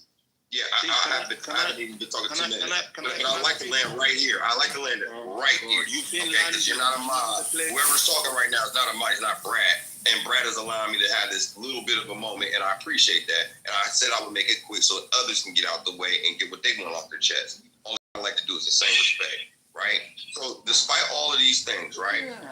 I agree with what's happening here in terms of the conversation. I know that it's a hard conversation for both people to deal with, black and white. There's just so happen to be a lot of black people, though, that I don't agree with, that are actually having empathy and expressing humanity for the same people that are saying, oh, things just getting started, which sounds like a threat to me. When I say that man's ideology and the way we remember, shut the fuck up. When I said that man's ideology will be marred and remembered the way that it is, and another gentleman says that we're just getting started and making things like that, here's the thing. I'm entitled to my opinion. You're entitled to yours. What we should not do is create and say things that could lead to more bloodshed. If you're really not about that kind of action, let's not speak those things into existence. I land. All right, thank you, Brad. Hold on, let me talk to Brad. Can I talk, please? Relax, bro. Relax. I got you. Let me speak to Brad real quick. Hey, Brad, what are your thoughts about? I thought there was a queue. There isn't, bro. I'm a mod. Relax. Jesus Christ. Anyways, Brad, what I'm thinking, tell me how you feel about this, is when it comes to the aspect of having when people give their submission, do you think about maybe 45 seconds to 60 seconds to kind of keep things moving for a response? Yeah, we're gonna do this. I also don't like having cues a whole bunch. I like having them back and forth. Yeah, absolutely. I thought that's what we were doing. I could have talked a long time ago. Well, yeah, I was making sure some people were getting through. But Mark, we'll go to you, dude. Like, chill. Miracle. I listen to everybody. Like, trust me. I've been in Clubhouse. We've done this dance before. I've listened to everybody. But yeah, we'll after Miracle, we'll give it a little bit of a popcorn thing and allow people to interject and go through. Because I've read the comments. The last two speakers have said a lot of things that a lot of people are just like, when's the pushback? When can I go at this? So we're gonna allow it. So here we go. Yeah, that's why I wanted to do 30 seconds. 1 second. That's why I wanted to do the 30-second thing, because I want to give people a chance to push back, because I know a lot of people want to push back on some people's submissions, and I just so won't be like someone's giving their own submission and it's a response to that submission. Let's kind of keep about 45 to 60 seconds, guys, when you're making your response, okay? But you guys got it. Go ahead, Amir. Can you explain Thank you very much for giving me this platform. Very quickly, the black community. This is their problem. This is the biggest problem in the black community. Accountability. Really? You see that word. You see that word accountability. You see that word accountability. Accountability is such a strong word because accountability holds you responsible for your own self and also improves your self-development. If you can't hold yourself accountable and if you can't let others hold yourself and hold you accountable, then you're just going to be a broken society. Charlie Kirk, everything he said about the black community was 100% right. Do you know why they call him racist? They call him racist because he's a white man. It's like when a mother is told by another mother that her kid is not doing good things. A mother doesn't want to hear that from another mother. She doesn't. It's not going to sound right. She's going to get defensive, obviously. So when you tell them, hey, you guys need to fix up. Hey, you guys are committing most of the murders. Hey, you guys are getting killed by cops mostly because you're committing most of the crimes. It is a fact. The stats prove this. Don't get emotional. Try and change. That's the things you need to do for self-improvement. And I've said it on other rooms and I've said it in other social media platforms. After Charlie Kirk's death, it breaks my heart to say this because I live in America as a black person, even though I'm an African, but they see me as a black person. It breaks my heart to say this. Black people in today's America are the most racist, most hateful group you can ever meet. Because the fact that people are finding an excuse for this man to be killed saying he's a racist, a man of 31-year-old that just lost his wife, had 2 infant kids. The fact that you're justifying that because you didn't agree with him, because he was telling you the truth and you got emotional, shame on the whole black community. Shame on them. And if they cannot find self-improvement, only God can help them. Only God can help them. Because you can't tell me anything about systematic racism when Africans and other immigrants are coming from other countries with $0 and they're becoming successful in your own country that you've lived in and you have government benefits. Hold on, bro. Hold on. Okay, yeah, we got you. I know. I already know you were gonna come on. Yeah, I got you. No, Uncle, we're gonna let a couple other people go ahead of you. So there's other people that have been waiting. I know people want to respond to it. I want to come back to that one. And Pepe, yeah, absolutely. I want to give people 45 to 6 seconds to respond to him. Please do not make it too long. Okay, respond to him because I know that's something that's going to be Clean back. Clean. Okay, so people that want to respond got 45 seconds. Go ahead. Nobody wants to respond to it? Okay. I do. I want to go. Okay. I will let me know when I can speak. Okay. Absolutely. Okay, go 30 seconds. Wait. I'm sorry, Nancy. Hold on. And please do not mention anything about me not being American to diminish the debate. That's such a lazy argument. You're just anti-black. It doesn't matter, American or not. Can you let Because I'm telling you the truth. Hey. So I'm gonna let Captain Anson go, so he can go ahead and give his part. He was the first. Maybe his voice is there, and then we'll move on to the others that chimed in and said they wanted to go. Go ahead. I've been listening for about an hour. I came into the room to try to find a path forward, to find some form of consensus that what's going on is so wrong on both sides of the aisle. And I have not heard a single thing that promotes that approach, which is so typical of our country today. I'm ashamed of it. I despise over it. And it's the worst that I've ever seen in my 83 years. And it's a crying shame that we can't have constructive conversations about the path forward rather than all the crap I've been hearing from both sides in this room today. Thank you. 45 seconds. All right, to the brother and to everybody on here, first and foremost, the first thing I sat there and said was, we hate to have anybody lose a life. Anybody. That was what I said first and foremost. So for whoever's sitting there trying to sit here and say I'm trying to blame or anything like that, no, I'm not. I want you to understand something. Every man is in control of his own life. But depending on how we were raised is going to determine how we grow up and how we deliver our message. He just happened to be a person who was sitting there delivering a message of white superiority, whether you want to look at it as any other way or not. He just said it in a smarter ass way to say it. Everything in life evolves, and that includes racism and segregation as well. It was a time that he just sat here and said if he had to see a black pilot, he would question, does that black pilot got his credentials, but he wouldn't say shit to the white one. You see what I'm saying? It's like, it's still a form of promoting racism. And that's not what he said. And black folks can never be racist. We can be prejudiced as fuck. Yes, you can be racist. Yes, you can be racist. Let me break it down. Let him land. Let me break it down. Got a couple seconds. Let him land. Okay, thank you, sir. So, when you talk about racist means a governing body hates somebody for a particular reason. Now, prejudice is when somebody does something to you that makes you hate them. There's a complete difference. We were hated just because of our fucking skin tone. We hated the people that beat on our people because they beat on our people. It's a difference, bro. Okay, thank you. Mr. We gotta wrap it up, my good man. Let me finish this. I'm just saying this part right quick. We can never be racist because we were never the govening body when this country became the United States of America. All right, thank you. Look at what you're saying, man. Look at what you're saying in 2025. Man, you have become... Hold on. Wait. Miracle. What happened when Obama was president? Hold on, guys. I gotta go to queuing. Okay. I don't know if Brad wants to have the back and forth like that. I'm just trying to make sure there's some type of. If we can do it in an orderly, like you make your points concise. Like we had a couple long-winded speakers, and I'm long-winded. KK's more long-winded than I am, but what's going on, KK? Shut your face, Brad. Can I just give an update, guys?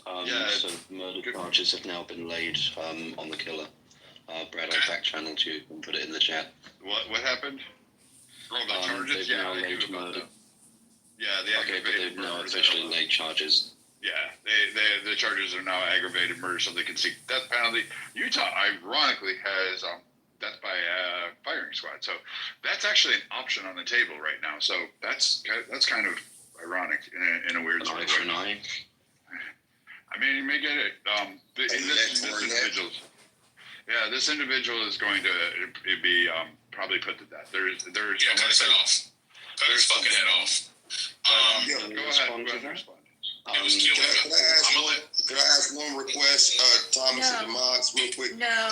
Just one request. It's not. I don't even want to host that section. Yeah. So the gentleman that spoke earlier about the stats, I think he said queuing is next. That's all I asked. Yeah. So again, I don't know why people have to keep reiterating sentiments about assassination. What I see people talking about is the fact that what he'll be remembered for definitely varies, right? Because he was divisive, and he did not. It's not like he even served the country. It wasn't like he was in the military. He didn't do great things. What he did was he introduced the same type of tropes about minority groups that were said a generation ago to a new generation. There is nothing new he communicated to the world. All of these criticisms that he issued against women, issued against gay folks, issued against, quote unquote, the black community. These are all the same tropes that were said by his grandparents a generation and a half ago, when black people were finally becoming able to participate in this economy fully and participate with their full citizenship rights in this country, period.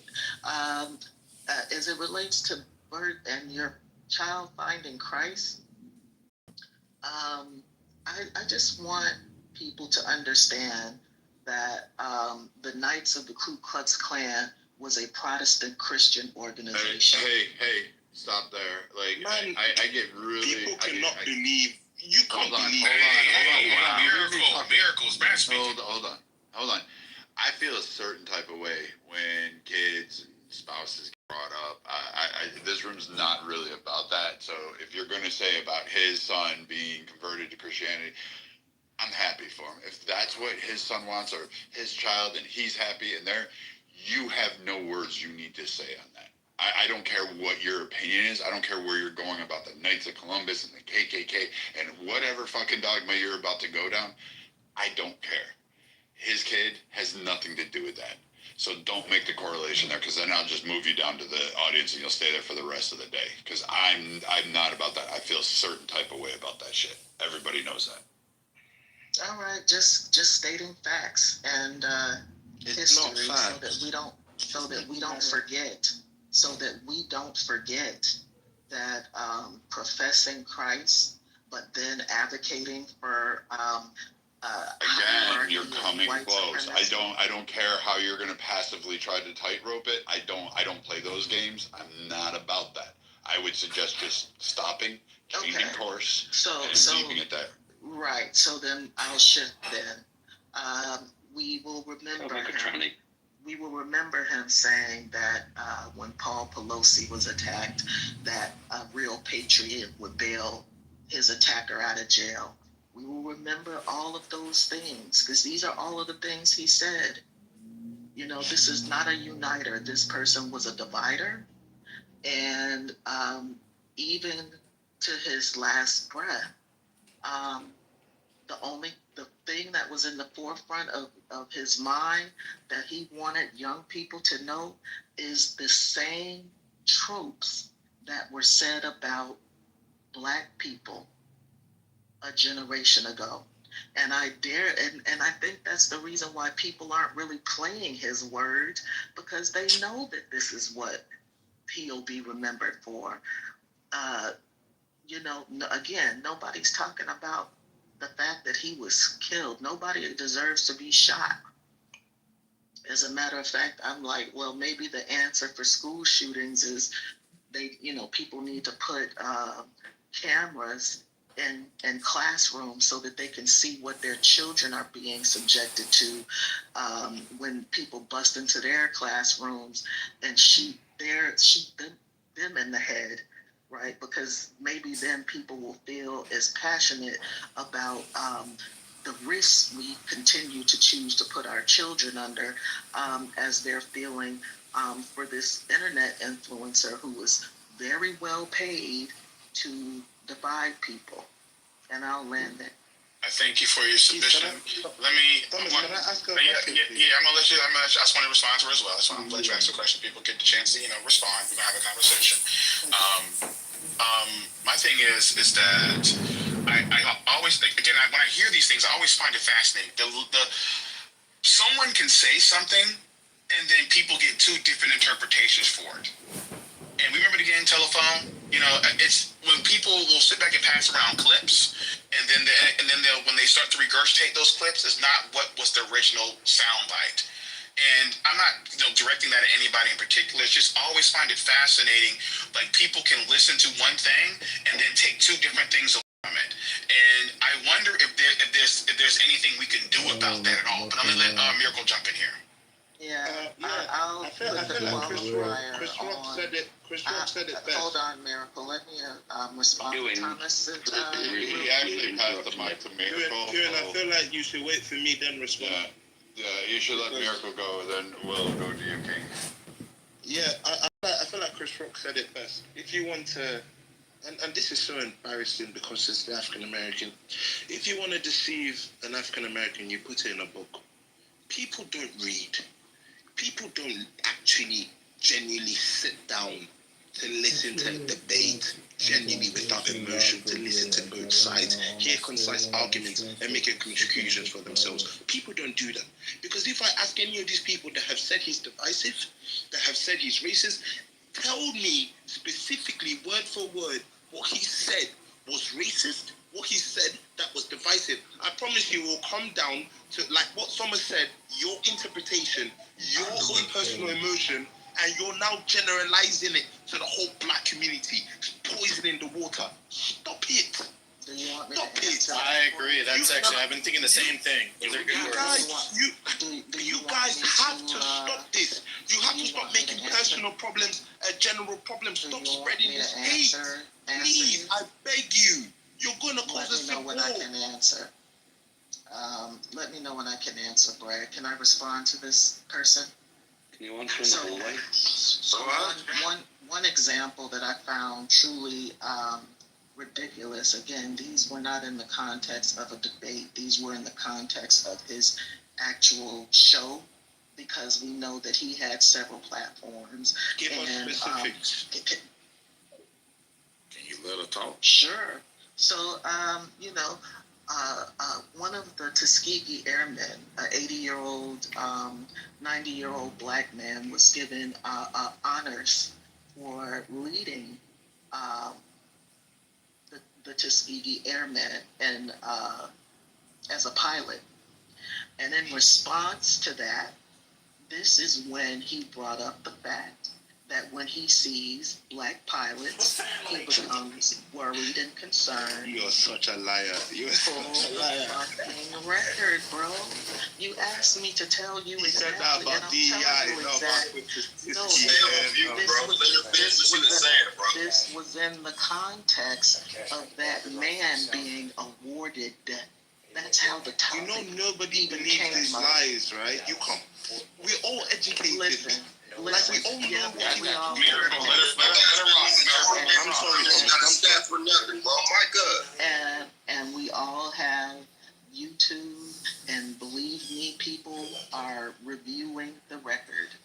Okay, so don't gaslight us. Like, gaslight who? You're gaslighting yourself. Well, let her finish, and then we can go over it. Again, like I get it, because I have a 21-year-old, and when he was young, he would listen to all of this social media nonsense and play video games, and so I heard the way that people talked, and the reason why black young men probably don't feel any kind of way being called nigger or having racist stereotypes applied to them, because this is all y'all did, playing video games with these weirdos online, and so you think it's like normal, right? You don't recognize. Just let her land. Just let her land, and we move on. She's already crashed this plane. I'm fed up with her lie often. Can you land? Recognize. Excuse me. You're a bloodhound for victim. Hey, hold on. So, King, stop. Like your quick responses are going on, and you're pancaking points. So obviously there's a lot of animosity based off of what you said. So I'm going to stop you there, and I'm going to allow some of the gentlemen. No, people. It's not that people don't have trigger. I just don't need your sermon on the mount to continue on, and then you can have a discussion. That's the problem. Is that you brought in a lot of things that I'm even going to say are incorrect. Again, why are you talking? You have this problem in every room. Every moderator has the same problem with you. It is a you problem. It is not a race problem. It is not a female problem. It is a you. Okay, here we go. Then we're going to have this. Now we're going to settle that way. It is a you problem. Every room you go into, you have a problem when somebody wants to push back or hold a room and have a debate or a discussion back and forth. You will go on long narratives, you will have pancake points, and then you get angry and upset and talk over everybody else who's trying to interject on the points you made or get clarification on anything. Even the people that are on your side can't sit there and help you because you get mad at them and go through. I am just telling you, shut up, let them respond to it, and stop reacting, because you are not the main fucking character today. It is not your day. It is Charlie Kirk's day. We're going to give it to him. We're going to give it to the high schoolers. We're going to give it to Irina, who was stabbed on a fucking train because we couldn't fucking put away some degenerate who got 14 times arrested for assault and a variety of other shit. We have problems. There was a school shooting yesterday, and that fucking guy was radicalized on fucking line. That guy should be dragged behind horses until his skin falls off his body. But we have a lot. You are not the main character today. So Dewey was next. Miracle, you can respond. Tuna, you can go. Excuse me. Yeah, I just wanted to give a little bit of clarity and maybe which is becoming really dangerous in this type of conversation is people only hearing what they want to hear within their own echo chambers without actually going outside of their own walls and environment to really understand what the actual context was. So you think this shit's funny, but when we're talking about this in particular, the Tuskegee Airmen, etc., if I see a black pilot, it was the context was DEI and corporations making those type of decisions. That's exactly what it was. He said being made to react that way because he felt policies adopted by major companies regarding the ethnic minorities meant less qualified people were being given jobs with significant responsibilities, including airline pilots. And he was trying to share that as an example. This is the reality the left has created. So thank you very much for your attention to this matter. Funny enough, I was actually going to say almost the exact same thing, but I'll start off by going back to Miracle's point, because I do think it is a very valuable thing, which is I think people are trying, like the debate, the reason why there's so many people saying, oh, he was such a bad guy, is because there's an attempt to, I think, I don't want to say rewrite history, right? Like, people have different narratives, and rather than have the debate about all the different things that were brought up that Charlie Kirk would talk about, if you can paint him as just like a racist, homophobist, whatever it is, to just you essentially can successfully now write him out of the conversation entirely. Can I say something though? I'm in the middle. I've been real quiet. I don't interrupt people. I think there's an attempt to write him completely out of history, right? Because if you can ist him in some way, shape, or form, well, obviously he physically can't respond anymore, and historically, right? We don't have in society have a place for that, right? We do write those people out, and so if you just proclaim it, then everything that he was associated with is gone. But to Miracle's point, I think a lot of it is just declarative without actually addressing the ideas. And I don't know if what we just saw was Amon Bailey. I don't know if that technically counts as Amon Bailey, but it felt like it, which was, again, Miracle said, give me an actual thing. And then someone brought up this, said, oh, well, what about the Tuskegee Airline thing? And the Tuskegee Airline, too, I don't know who just said that, it was not the issue at all. He never said anything disparaging about Tuskegee Airline, Tuskegee pilot. It had nothing to do with that.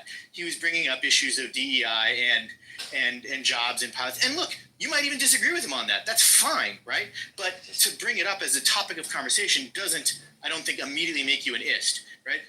This is the problem I have is ultimately Charlie Kirk was a milquetoast conservative in so many. He was the I'm going to debate you, bro, right? He was the I'm going to come to a college campus and talk to people.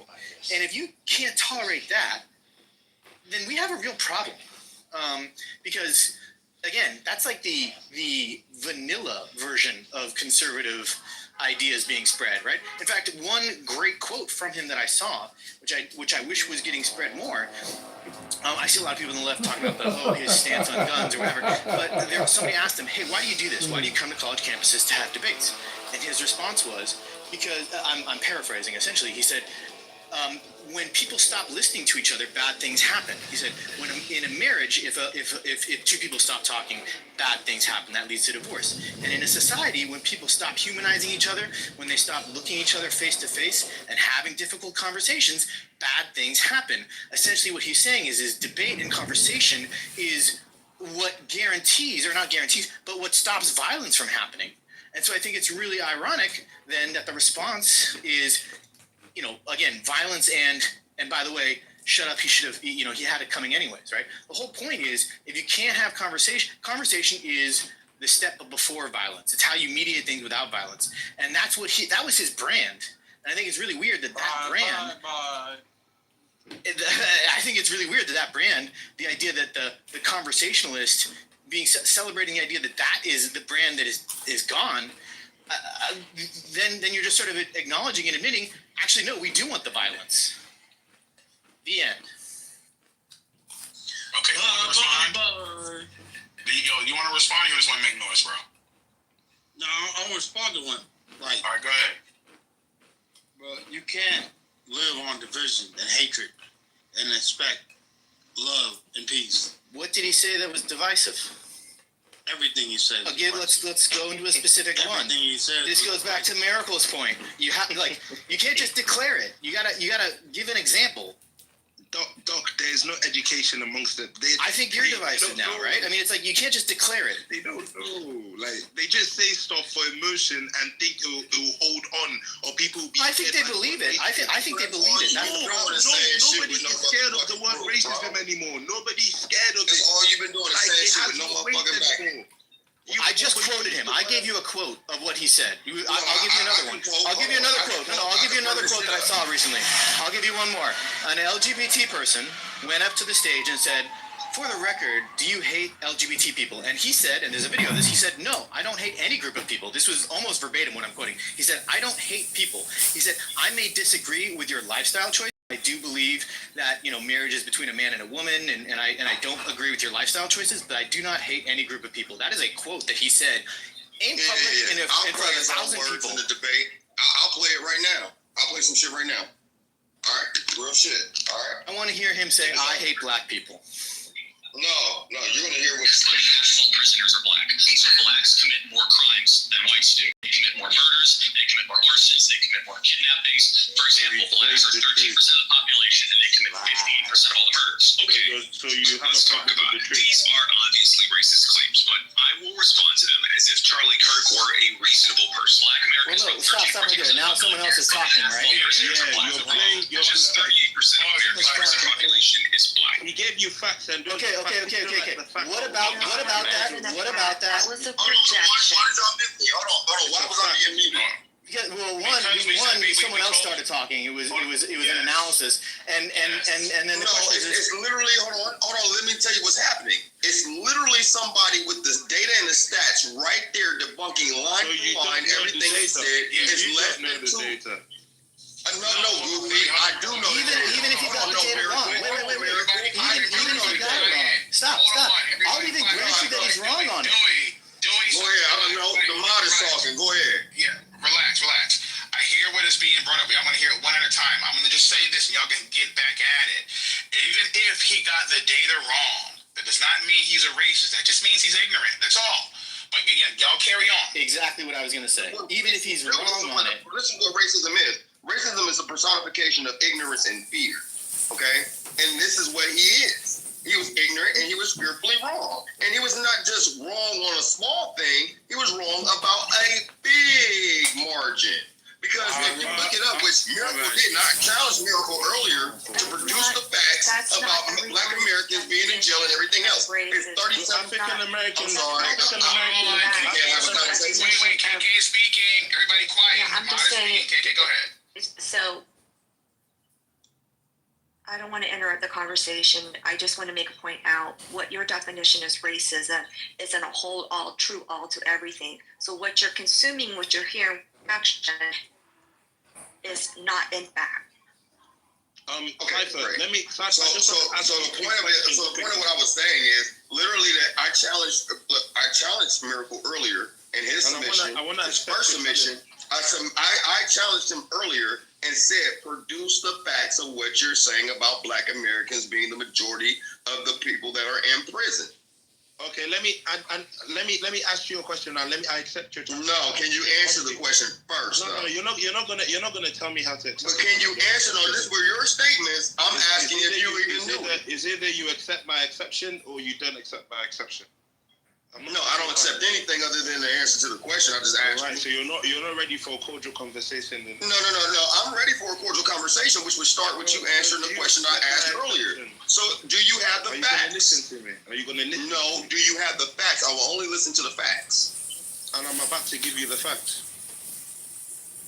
Thank you very much. So then do it. The African American disproportionately commit more crimes than white people. Yes or no? No. Violent crimes than white people. Yes or no? No. What?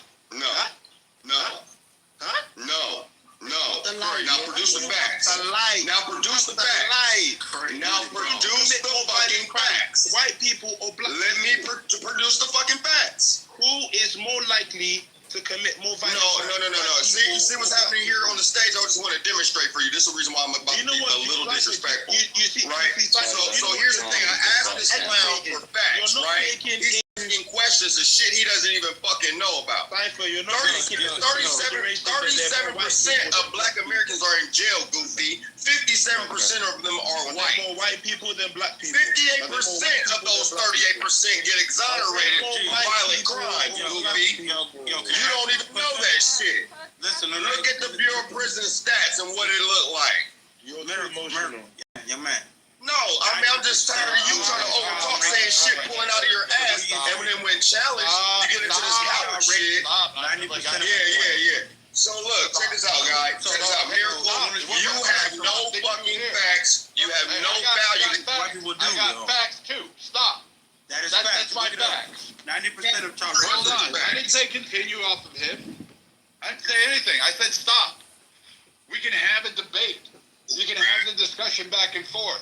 But you can't keep screaming over, because A, I have no idea what you're talking about. And some of you are throwing numbers, like you got some like kind of cook or whatever that you're eating on this fucking shit. And I'm telling you, some of your numbers are on both sides are a little bit I rape kids. White people rape kids. Yeah. More than anybody.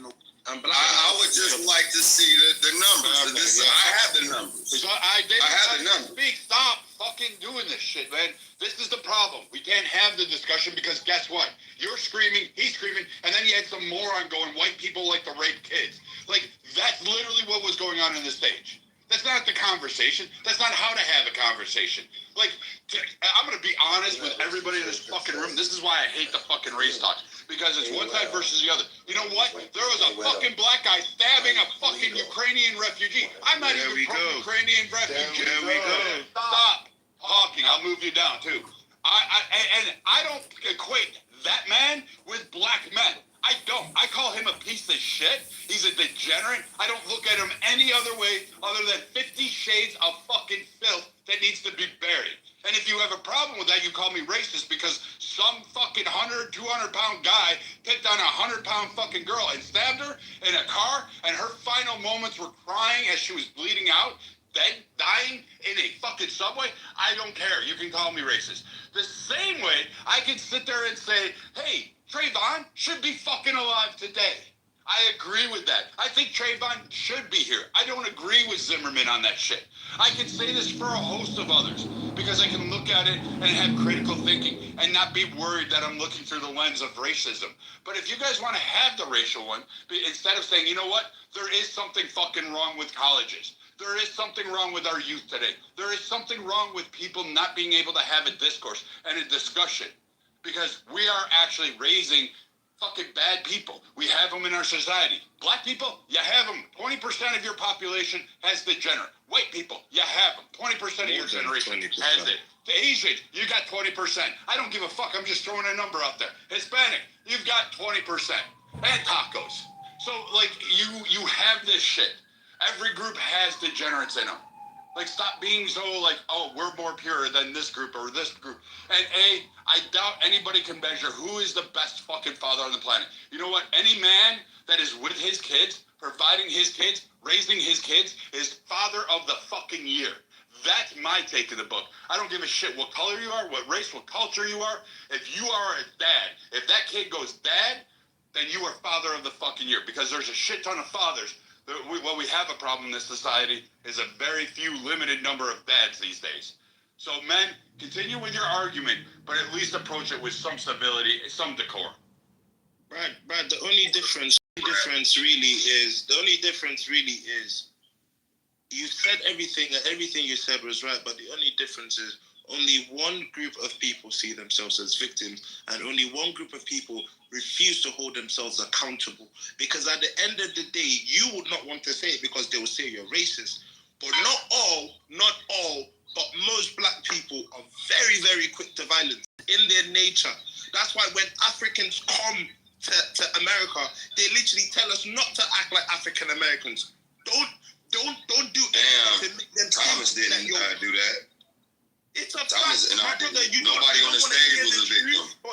Nobody, no black person that spoke on the stage was claiming that they were a victim. Living up to your bad repertoire, and you don't want to hold yourself accountable. And you're running from your own country to come here and the country that we built. I'm going to hold my community accountable. I'm not going to let you spill this hate, and I'm not going to let you poison the water. But you're avoiding the facts. I just asked you for think that stats, dude. racism is still alive and I something just asked you for limited stats, from dude. being great. And you don't understand. In America, you can be great and you can be successful. I literally have been asking for stats an hour ago in the chat and on the stage. Telling people. Stop trying to limit people's progression. You see what he's doing right now?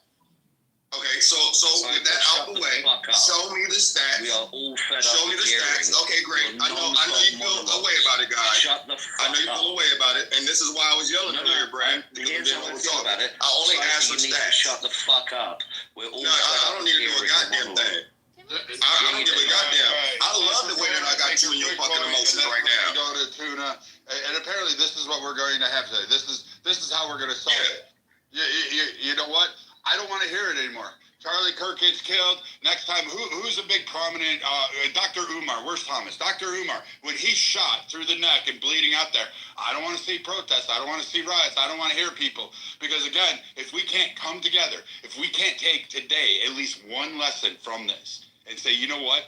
Hold on a moment. There's a whole lot of killings. Like, you guys don't even know about what's going on overseas. Do you know in Nepal, they burnt the fucking president's wife last night? Did you know that?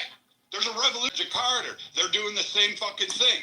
You should probably pay attention. Oh, France is having fucking a meltdown over the prime minister in the elections. You're aware of that, right? You guys know that shit's coming, right? England is on fire. Ireland's on fire. Scotland's on fire. Spain's on fire. Oh, you want to talk about 22 countries in Africa basically on verge of killing each other? How about South America? We've got Marines sitting off of Venezuela.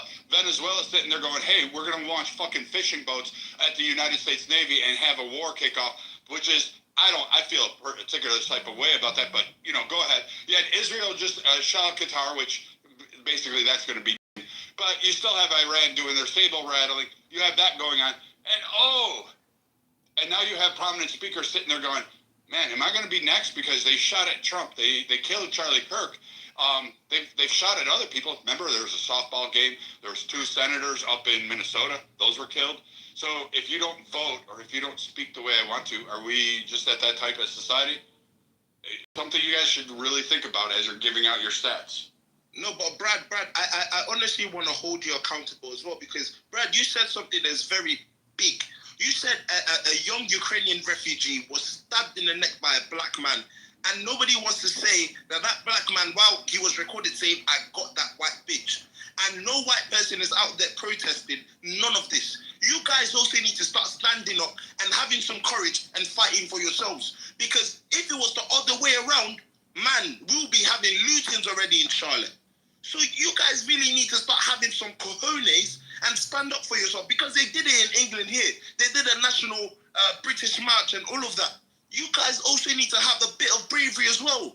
Because if they can do it, you can do it as well. Because the man literally said, I got that white bitch. He said, I got that white girl. He didn't call her. Yeah, so I just want to go back to the question, Brad. White girl, white bitch. That can show you that it was racially motivated. It was racially motivated.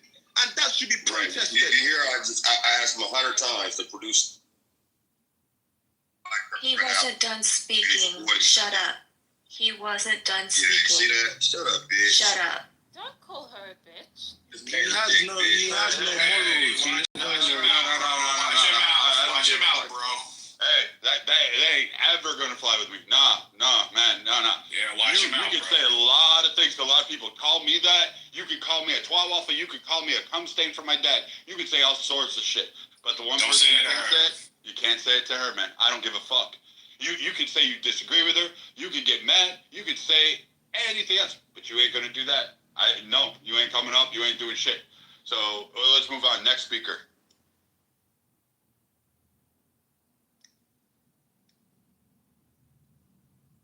You know, I was just in the other room, and I kind of found myself in a interesting, spot on this. Because of course it's sad the man died. He's got a family, wife, kids, all of that.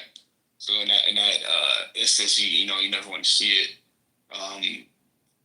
But then there was like this, I don't know if it was a quote of his, or just like an interpretation, but something along the lines of, some people are going to end up dying for us to have our Second Amendment rights. So there's a weird level of irony that I think if you're like staunchly like for the guy, or just leave a sad thing, you may take that viewpoint of like, well, he did say it, so like I don't know how I'm supposed to feel. You know what I mean? People may take that as like you're saying you're glad that the man died. You know what I mean? I think that's hard for like people who are very towards either end of the spectrum on this to understand that that is a viewpoint. You know what I mean? Like, I get it. Like, he may have said some bad things about groups of people, including my group of people. But it's always sad when people die. You know, one of those staunch believers that people can always change until they die. No one has that chance. And like, I do think in some of his ideations kind of seemed extreme to me.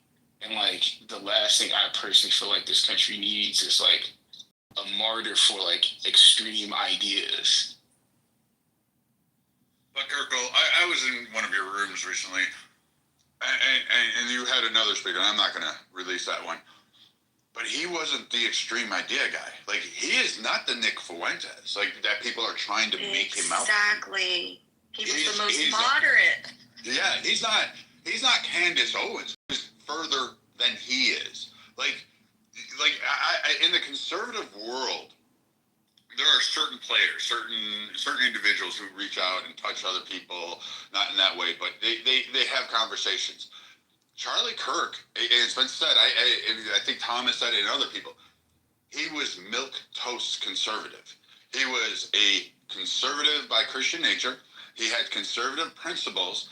But if you asked him on economic policies, he got a little wonky on that. He wasn't as well versed on it. And it's all right. Economics is a huge problem. It's a huge discussion. Most of his was on social conservatism and his religious faith. And that's what he based his arguments on.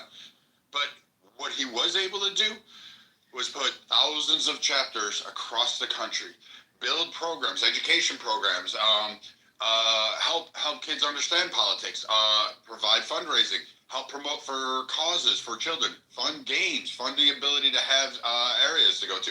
His program did a lot. Turning Point USA is a lot bigger than people think. And he wasn't even the most radical. Even the people that are the more radicals, the ones that you think are gone away, like the Milo Yiannopoulos, the Ali Alexanders, the Candace Owens, Nick Fuentes, all these guys are still out there. And it was the Charlie Kirk that was able to kind of separate them and actually have a discussion on it. And like I heard in your room, person saying, oh, Charlie Kirk will not have any effect. He's having a major effect. It's having a major, even poll effect right now. You're seeing it, and it's having a cultural backlash in ways that I don't think people are really anticipating and realizing what could possibly go off and how it could be handled, because you're seeing it online, and social media is banning it very fast. Go ahead. I mean, but what could be fanned here? Excuse me. Can you? I'm sorry, Kirk. I'll let you go right after me, but I just want to make this point because I have to go shortly. The most important part about Charlie Kirk and how he's important to people that are not Republican or conservative or moderate or on the left or progressive is he gave them the opportunity to share their viewpoints to an audience that are completely opposite. He gave those students an opportunity to try to expand and try to give their perspective to people that did not agree with them. In turn with that, there are people that were on the right side of the aisle saying, okay, well, maybe that person has a point or not. Now, you tell me which conservative is going to go out there and actually allow that conversation to be had to the capacity that Charlie Kirk did. If anything, it muffled the voices of the left, of the young minds that wanted to ask questions, that felt so strong in their belief that they felt that they could talk to him about it. No one's going to do that now. That's what the left lost, unfortunately. And with that, that means everyone lost. Everyone lost the ability to hear both perspectives and share it together. That is the problem. And the fact that if you think that that only one side lost, you're part of the problem. Everyone lost. Today, you're 100% right. As somebody said to me earlier today, if a day and a half after an assassination, you're trying the victim of the assassination for their murder, there's something pretty yucky about that. Putting him on trial a day and a half after he was killed, there's something particularly slimy. Hey, Marshall, them same people did it. No, excuse me. Did it across the board. I mute up. No, yeah. They You did. mute They up. did. Yeah. You mute up. You mute up, and because Kirko was next, and I made it very clear. I'll try to be fast. If I could finish this one thing. Akiva, just because one side decided to jump off the bridge doesn't mean the other side decided to jump off the bridge. In fixing the problem we're in, each side is going to have to swallow shit, because that's how you get to a place where you can agree. They're going to have to give shit up, and it's going to be policy, and it's going to be points of pride. And if we really want to change things, we really want to live in a better country, then we need to see the gray more than ever right now. Because when we go into our corners, we harden ourselves and go down the path where violence is inevitable. I'll give one example, and then I will throw the mic to Kirko. After Sherman did his burning of the South, if there was large-scale political violence in America, for example, it took 100 years for the South to get back to pre-Civil War industrial parity. Imagine that. Not Bessemer presses, not fantastic ideas, technology from the 1840s and 50s. The political violence that could ensue if we don't calm the country down is one that we don't understand. The deaths would be immense. The destruction would be unfathomable, because we haven't gone through this since a Civil War. A Civil War was the last time in America what it learned, what it meant for word divides to lead into violent divides. And we owe it to our country, if we believe this is the place we want to live in, to swallow some of our pride, make those connections, say, well, Charlie Kirk didn't necessarily say all the stuff I liked, but the dude doesn't deserve to be shot down in the street like a dog, in the same way that Minnesota Speaker of the House didn't deserve to be shot by a dog. The only hope we have is clinging to good behavior and good governance. The more each side makes excuses for the other side to misbehave, the worse it'll get, and the only thing that'll come from it will be the eventual dissolution of our country into some form of autocratic or dictatorial reign. So, I don't really understand the scare for kind of like political conflict where it's like actual like violence. Because like, at least in this situation, because the shooter was a conservative. So like, it could be my ignorance. You don't know that. The AP and Reuters articles I've read haven't said anything about his political affiliation. Yeah. The only thing Hold on, Marshall. His political affiliation appears to be independent or on. That's whatever. what I thought when I read. Yeah, at least he's maybe I read something different. Yeah, and also to add to that, guys, I don't know if you guys saw that they're pulling up his Discord messages. A lot of people are requesting the release of the full information. He was allegedly part of Antifa Discords and Reddits as well. So we don't really know as much as we would like to yet. There's still more information to be released. Hey, can I ask a question? That was the point I was trying to make. It was wild. Okay, I feel it. Can I ask a question? Can you guys hear me? I'll finish later. All right, we're gonna go to Kirko and let Kirko finish. No, it's okay. You just put me in the queue. Yeah, you're after Kirko. That'd be fine. So I guess that's my thing, because I think I was at work when I saw an article that stated that, but then again, it was like the time between when this all occurred and now, like who knows like what's really what until the end until the end of the day. I do think it's sad, right? Part of me is like not really like understanding why I guess some of you may think like essentially like the ability to have your own beliefs is a challenge here, because I feel like if anything you would think that like other platforms that have these very strong opinions on topics would then just do what they do more, because like if you're thinking that it's going to go away, that's the thing that makes people want to do it. You know what I mean? Like I don't know who Nick Fuentes is. I'm not a very politically inclined person. I just like look at science and shit all day. But like I guess from a humanistic standpoint, I don't really get how you guys are kind of like so in a tizzy. I get it. It's sad that the guy died. Like I wish he didn't. Like I don't agree with things he believed in, but as I stated earlier, I feel like people can change. If you don't get the ability to change before you leave this earth, then you're stuck. Your legacy is stuck with the things that you said or your beliefs.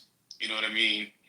And my personal fear is that like some of those beliefs were very negative towards other people.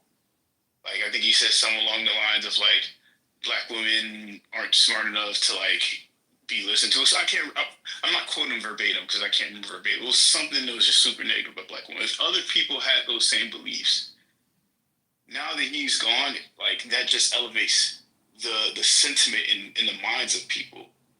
So it's like the extreme ideas is what I'm scared of being like propagated. Can I try and chime in just for a moment?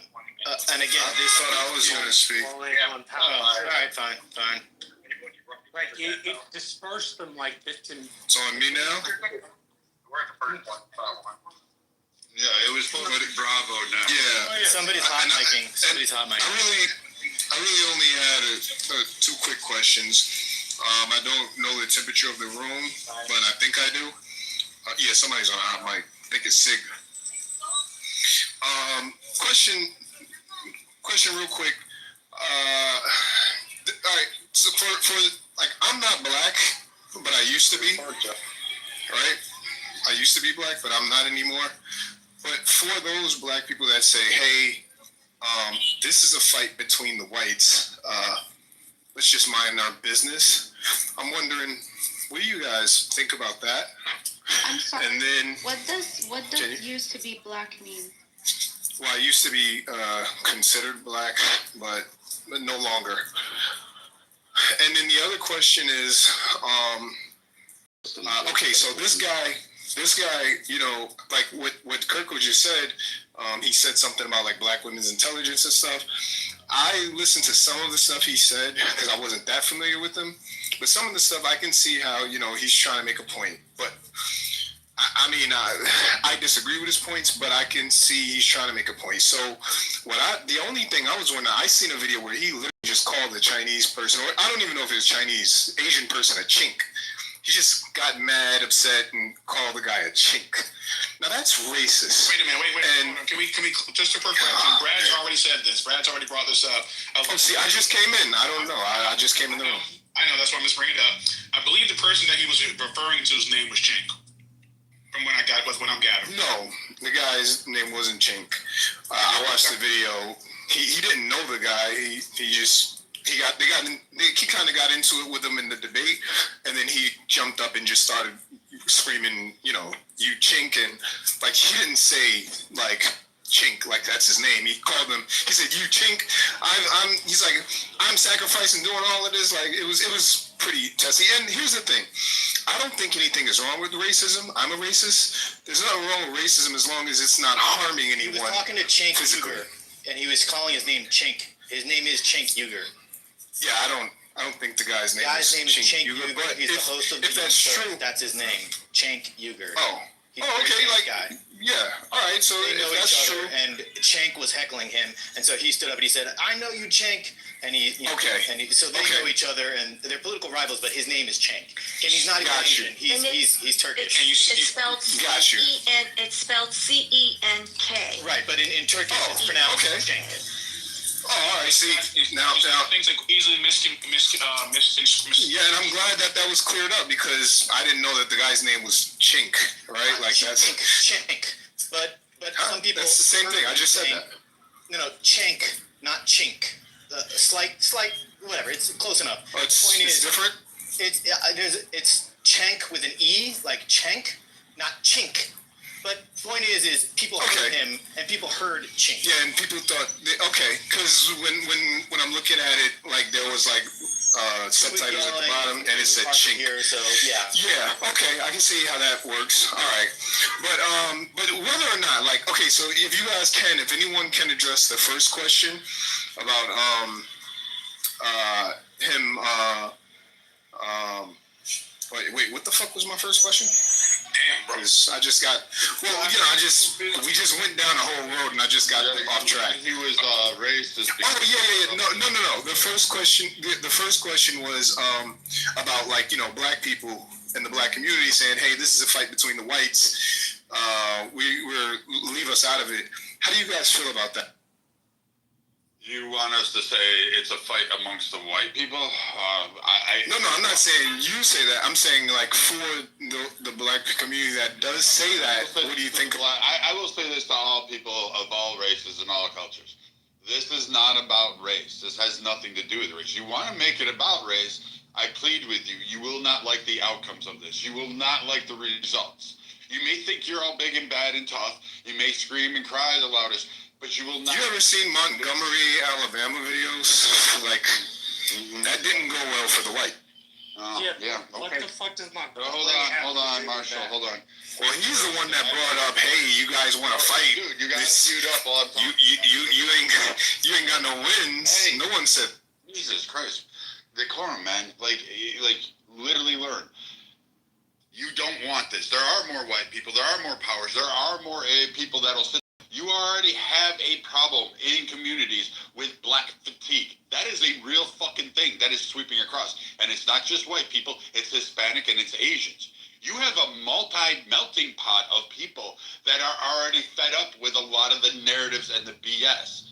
If you want to push that trope and make this all about race and own it, then that onus is going on you. And the ramifications from that, you're going to scream, we didn't ask for this. There are millions, and I wouldn't want that. This is about ideological differences. This is about the fact that a man was speaking, and regardless of whether or not you agreed with him, whether or not you didn't, he offered you a microphone and an opportunity to debate him. Whether he was wrong, right, or indifferent, whether you liked his viewpoint or not, he didn't say go kill somebody. He didn't preach harm. He didn't ask people to commit violence. He said there was something wrong, and he was diagnosing it, and people felt a certain type of way when he brought up topics because we're supposed to have codes in America, apparently. And guess what? Somebody shot him for that. But if you want that race thing, I'm going to warn you, it's probably not going to go the way you want it to. All right. Okay, is anyone going to speak to the question? Because he's talking about something I'm not even talking. I'll say this. I don't think most people care, bro. That's the thing. I don't think people care about black people saying that's white folks' business. I don't think most people care. I don't think they really do, to answer your question. And honestly, for those in the chat that you said that we ain't scared, you are fucking scared because you know what? Every day on this app, every day on social media, what is the first thing? Pay us our reparations. Pay me this. Oh, the white man's oppressing me. The white man does this. I hear it. Everybody's heard it. For 5 years on this app, I have heard it. Everything about the white man keeps you down. Everything about this. The white man blocks this. I can't get wealth. I can't do this. I've heard it. Every single person that's on this stage has heard it for fucking years. You see it on social media. Like, literally, you think all of a sudden you're all this and a bag of chips? Like, fuck no, you're really not. You're bitching about the laws, the systemic racism, the white superiority. If you are already saying that exists, you are too weak to actually stand up to anybody else. 1,000%. You've had that in your past. Why are they threatening? That's fucked up because I agree with this guy. I actually agree. Hold on. To this point, as a black man, I've heard this argument before, which is why I agree with Brad. Don't do it because again, if the white community bands together, they'll turn us into glass in 24 hours, and all we'll hear is screaming and gnashing his teeth.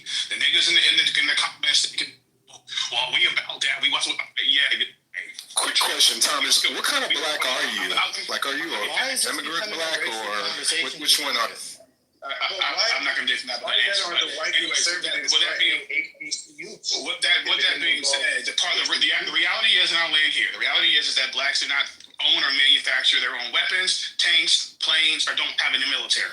But they can whip ass, though. That's a fact. Yeah, you're right. Yeah, we can scrap in the streets, absolutely. But I'll land there. Why are they threatening? Yeah, people shouldn't. Again, someone keeps bringing up why are they threatening? Yeah, people who threaten HBCUs are fucked. Fuck them. They suck, right? Like no one's trying to defend that. The point is that you should not. If people disagree with HBCUs, I don't even disagree with the concept of it. But if there are people who disagree with it, they should have a debate about it. They shouldn't make threats. Right? You see how fucking lame it is? This is a white on white crime. I think we were just talking about Charlie Kirk. We were, and I want to go back to it. I don't understand why this is turning into a race thing. It shouldn't be. Didn't Charlie Kirk speak about race? You did speak about race, and actually, and then you brought this how do black people about, I was going to try and respond to the last speaker. I will let y'all. Let's do you just to Lilith's point and Paul, because Paul and them are talking over each other. Lilith, the reason that Paul's bringing that up is because there have been bomb threats and other things called into HBCUs. That's why they're saying, because of the situation that happened with Charlie Kirk, they're saying that people are basically kind of losing it and willing to, because again, people, I don't understand. I mean, I do understand, but I don't like to believe or like to kind of entertain the aspect of people seeing what took place at Charlie Kirk and wanting to go out and do more damage. But what's happening is when people look at social media, and it's not just black people doing this, make that clear. It is not just black people doing this. It's a bunch of, especially white women out there sitting back and drag and drop Charlie Kirk on their social media platforms, okay? Dude, but they're I understand what you're saying. The white women are the worst. Look at the Black Lives Matter movement. That whole movement was a fucking sham. That whole movement was funded by Soros and paying black people to go and protest and to go and riot and to do stupid shit that made them look really bad when there is a lot of intelligent black people out here in the United States. So the thing is, to do with Charlie Kirk's death, though. We're talking about Charlie Kirk, and black people's name is still in your mouths. That's the problem. That's the whole problem here. The problem is when it's a white person killing a white person, it's ideology, right? But then everyone is quick to bring up black on black crime, then it's race. In this issue right now, you had a white person who supports a trans movement that killed Charlie Kirk. Keep black people's name out your mouth.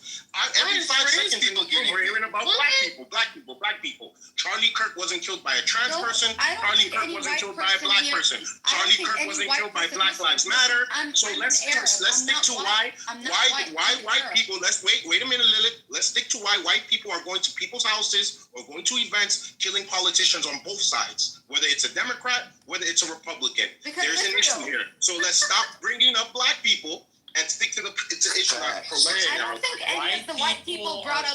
I don't think any of the white people here brought up black people. I think it was the black people that are talking about it and making it a black discussion and a black topic. Black people had nothing to do with this. Yeah, well, to Paul. Just respond to the last. Yes, I'll let you respond to that. The thing is about, to Paul's point, the reason why people keep bringing up black folks is, again, black folks like to insert themselves in this. And I'm not going to act like they have not. They have. Black people have made rooms. Black people have got on the social media. And black people have made it their business to sit back and comment on what happened to a white guy that got blown from his children. So if black people want to collectively say, this is not a fight, this is white folks' business, stay the fuck out of their business then. Don't sit back here and get upset when white people start getting upset that black people, you see black folks going and trying to sit back and give their 2 cents about he was racist, he deserved this shit, we're going to dance on his grave, he burned it. That is, again, like I said, it's not just black folks, but black folks have inserted themselves into this as well. Let's just be honest. But hold on, at the same time, like, how can you expect He made his whole platform on demonizing like black people. So why wouldn't black people? Then don't complain.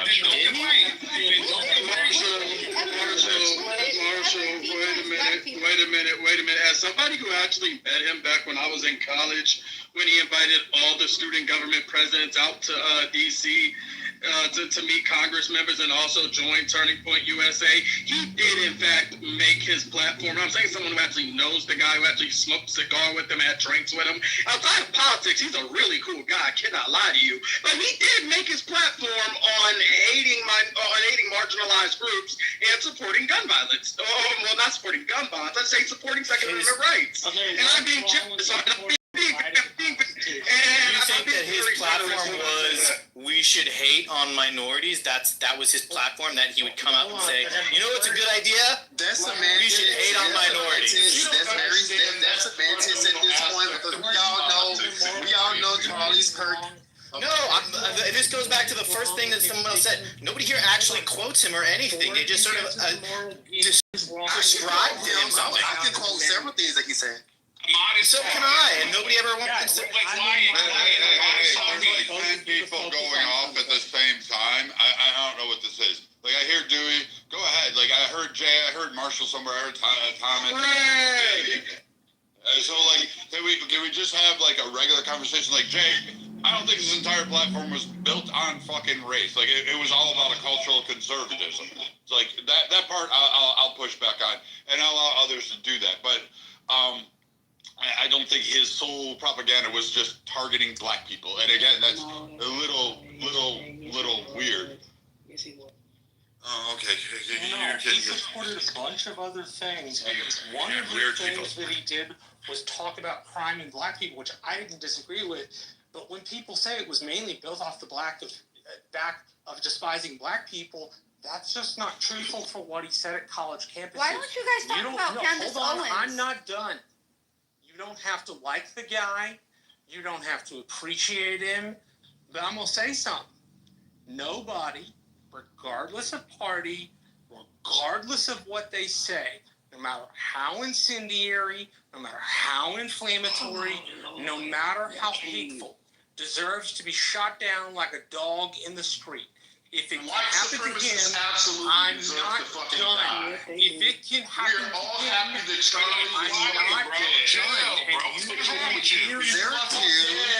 done. I'm done, and you can hear me talking. If it can happen to him, and it can happen to those Democratic lawmakers in Minnesota, then it can happen to other people. It's wrong because it's wrong. Trying to equivocate, say somehow his view by the populace in the United States in a court of public opinion makes him therefore guilty. There is something slimy and disgusting about trying a man for his own murder a day and a half after it happened. It's low class, it's slimy, and when white people do it, it's bad, and when people that don't look like white people do it, it's bad. It's just bad in general. And we're not going to get anything. Hey, stop ad-libbing, Amy. Hey, man, this nigga, You know, Marshall, I would definitely agree with Marshall on that. You know, on either way, on either side is bad. I just wish that our president of what is supposed to be the United States of America will also have the same sentiment as Marshall had. Because when the Minnesota government officials was shot with her husband and both of them were killed, our president did not even attend the funeral. He didn't even send a motherfucking letter.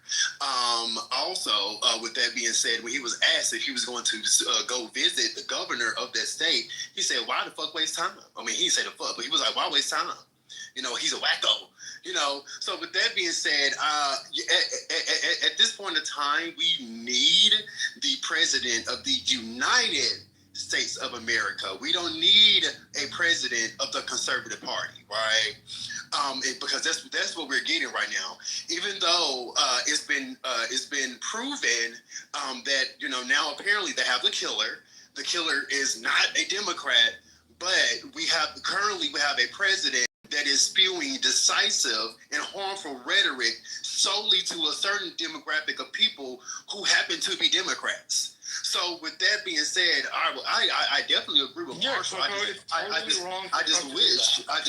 wish that our president had the same sentiment. Bro, this is why people can't take you guys seriously. You guys are the biggest fucking hypocrites. Was that directed to me? Was that directed to me? I'm talking. Was that directed to me though? Well, if you shut the fuck up and listen, you'll figure it out. Absolutely, I would love to that. I love that. Faggot. All right, so. Oh, so now I'm a bad guy. Oh, okay. You done, ma'am? I can continue if you want me to. I think the faggot thing was unnecessary, dude. Right, exactly. Right. That's what they do. That's what they do. That's what they do. But they don't really have anything else to say to do insults. That's what they do. That's what they do. All right. So again, I was talking. You decided to come off your mic and disrespect first. I did not disrespect you. I just said what's meant to me. Okay. Shut up. Since you can't. Big dog. I'll just drop it down. So that's why you gotta call the name. You show the disrespect first. And just like, I mean, this is your guys' mentality. You guys start shit first, and then you guys cry like bitches when people respond back based on your bullshit. This is an exact. Jay, mute up. Mute up. This is it. Mute up. Thank you. So again, where is your proof that President Trump said hell nah, or whatever you said, that he wasn't going to show up, that he actually did it? Because we just had a gentleman up here say that he was Charlie Kirk calling someone a chink, didn't realize the man's name was Chink. So this is just proof, and a prime example of how you guys get things misconstrued, and you guys spin these narratives, and they end up becoming dangerous because you guys talk. So, Donald Trump was asked by a reporter if he was going to speak, and I will find the link and I will put it in the chat in regards to the actual video footage of him saying that he was not going to speak with the governor of that state. He said literally, quote unquote, why waste time? It's in the chat. That's what he stated. Put it in the chat. All right, thank you. That's what he stated. Thank you. Whoever put the link in the chat, thank you so much. Because usually we have people like him that love to run that motherfucking mouth without doing their research first. Jesus Christ, hold on. So first off, Donald Trump had cited, he went on TV. This is part of like what I hate too. And Coco, you should know better than this. You do know better than this. His first statement was that political violence and violence of any kind attributed in this way to any people will not be tolerated in the United States of America. People should not be living this way. However, you are correct when it was asked if he would reach out to Minnesota Governor Tim Walz. Trump dismissed the idea and said, Walz is kind of whacked out, and anything I do or say, in his words it would be a waste of time for me to really speak with him.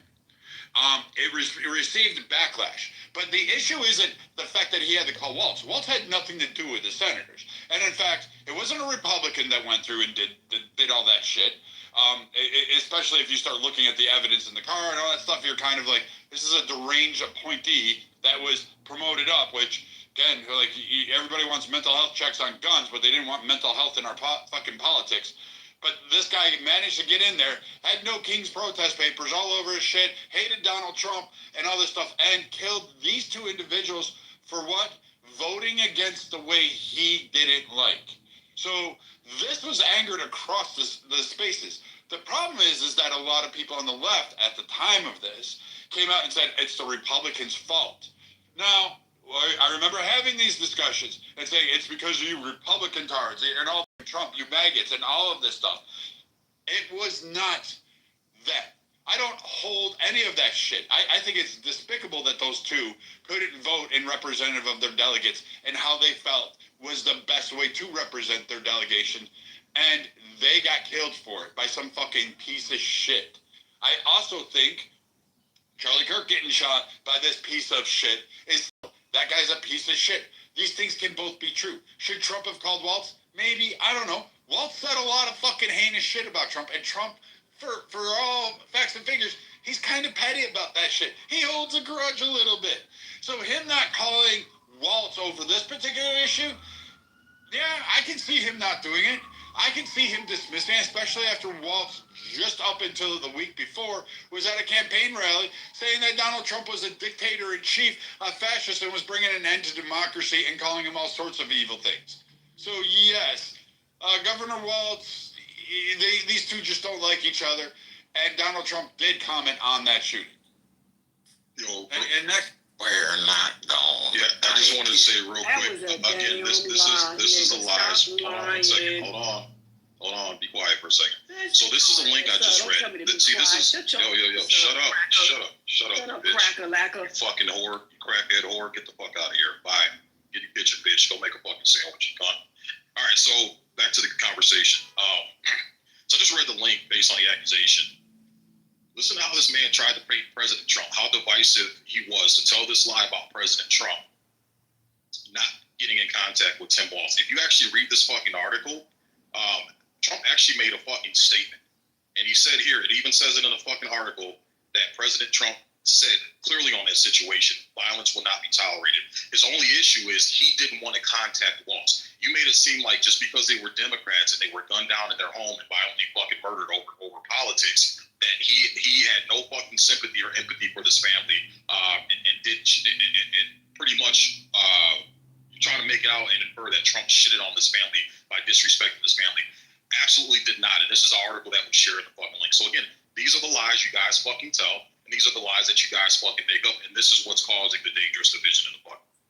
So I'll find the actual link that actually has the video, not words or an article. I'm going to find the actual link. You just backed up the article. You just backed up the article. Now you want to backtrack. Hello. You just told me to not talk. Oh my. Okay. So my point was when it came to the funeral. That was my point. I hate the fact that now we're focusing on the Walz situation because I did bring that up. But my point in bringing anything up was the funeral that Trump did not attend. Trump did not attend the funeral of the Minnesota governor official and her husband that was shot and killed by a MAGA supporter because it was found out that the supporter did vote for Trump. It was found out that he did. So when I make that statement and everything that Trump is talking about now in regards of Charlie Kirk and him being oh my goodness, he was a saint, and oh my goodness, he touched the hand of God, and all of that we need to order. I'm ordering all the flags to be flown, have a mass because this innocent God-given person was shot. None of that was done when an actual government official was shot and killed. None of that was done. What about when George Floyd was when that fucking monkey George Floyd was I'm almost done. I'm almost done. I'm going to land here. Please, sorry, I'm raising up my voice.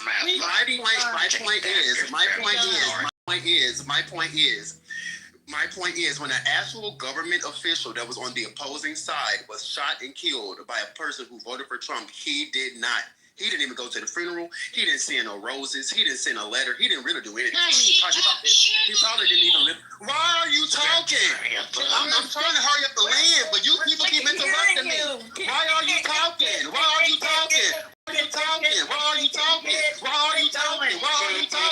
Why are you talking? Hello? I'm trying to hurry up the land, but your bitch ass keep talking. Stop being. Let me hurry up the land, and then you can say whatever you want to say. I was literally almost done until you got off mute. Go. This is the fucking problem. You turn obnoxious. You do love it, like why can't he finish though? Calm down. Hey, Lilith, hold on. He's been talking forever. Joe, stop. Just let him finish. And then I'll let whoever goes afterwards. The problem is he doesn't finish, Brad. He just keeps talking. He could have finished if y'all shut up. Hey, stop. Jay, I don't need your help.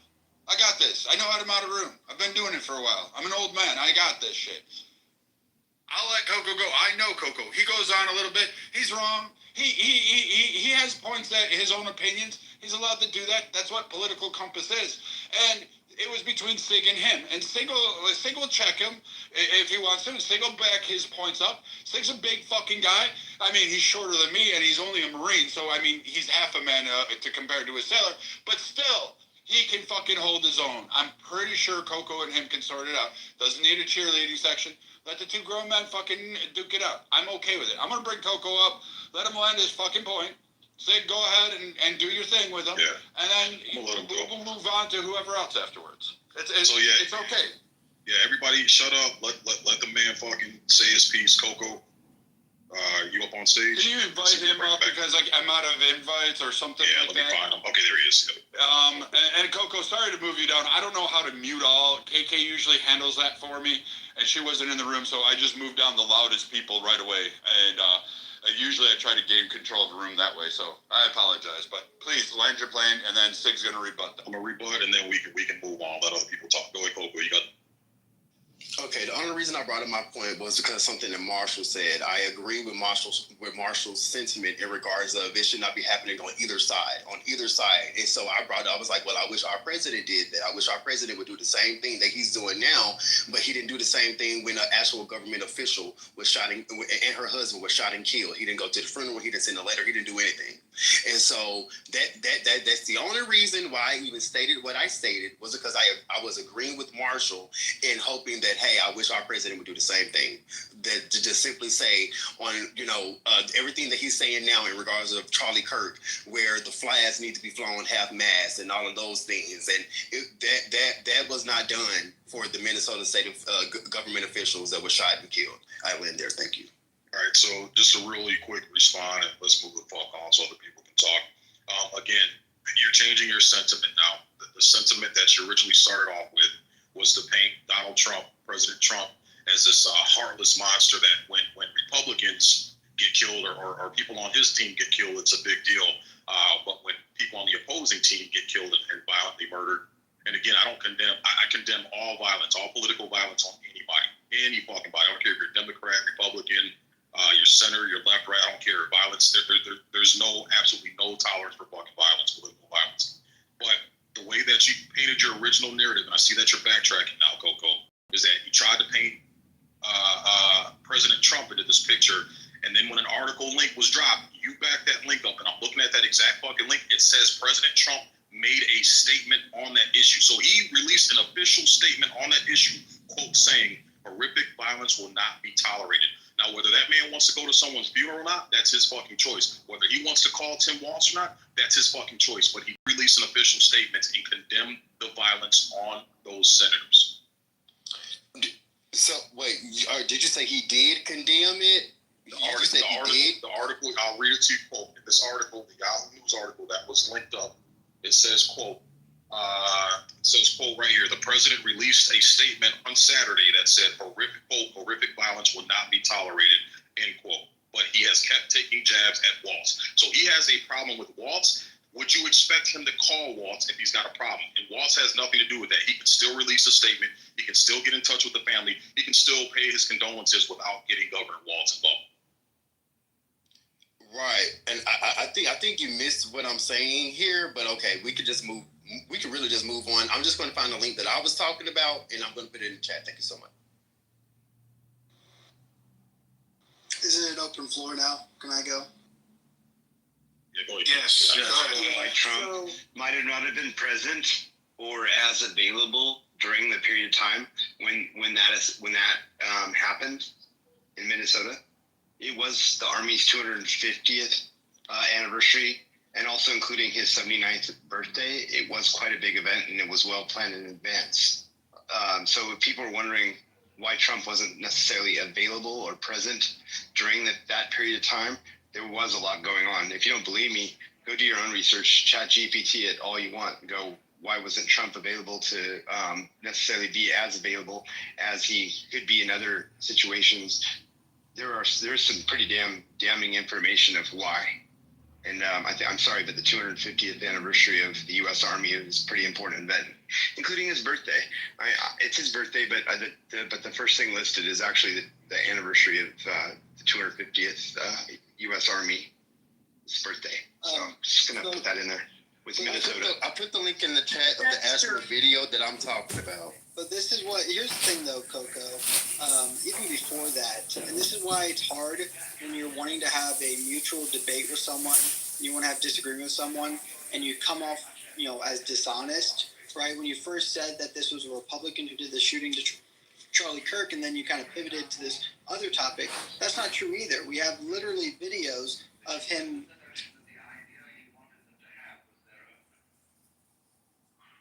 Wait, did he go out? No. No. I booted him from the room. That was Keegan. You're not gonna come up. You're not gonna lie on me. You're not gonna lie on me that you can come into our spaces and then continue on like nothing ever fucking happened. So I'm gonna go back and start painting my nails again. But yeah, I removed him. Therefore, there must be some undesirable for a second about him. There you woman. All right, go ahead. Yeah, I put the link in the chat of the video that I'm referring to come to for better context of what I'm talking about. And to be quite honest with you, I had brought this same the same topic up in another room to where former President Biden went to the funeral. Of course, he kneeled down at the coffin or whatever have you. Now, I would think that the current president of the United States of America would be at a governor. This isn't like an influencer. This isn't like a podcaster. This isn't just a regular person. This is an actual government official, a senator that was shot and killed by someone who by a MAGA. So he was a MAGA supporter. He did vote for Trump.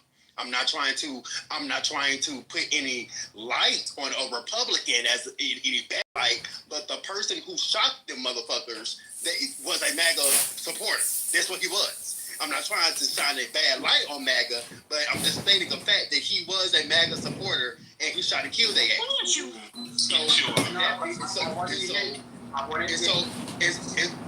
So with that being said, that's why I brought up. I was like, well, the things that Donald Trump is doing for an influencer today, who he favors, is not the same thing that he basically. He should have done the same thing for actual government officials that were gunned down. Thank you so much. Thank you so much, Coco. Let me say this. First of all, just because you had it, my bad. I'm not going to say what you want to say. Just because someone voted for somebody at a certain point does not mean they always will agree with that ideology. I used to be a Democrat. I voted for Barack Obama the first time it happened. Okay? I changed my sentiment. Right? So, again, just because I wasn't saying it to highlight my issue, but I like Isaac. Go ahead, bro. So I don't know how many political debates you've been in or participated in Democratic ones in the past. By extremists on the right. So I don't want to hear somebody say, you see, this is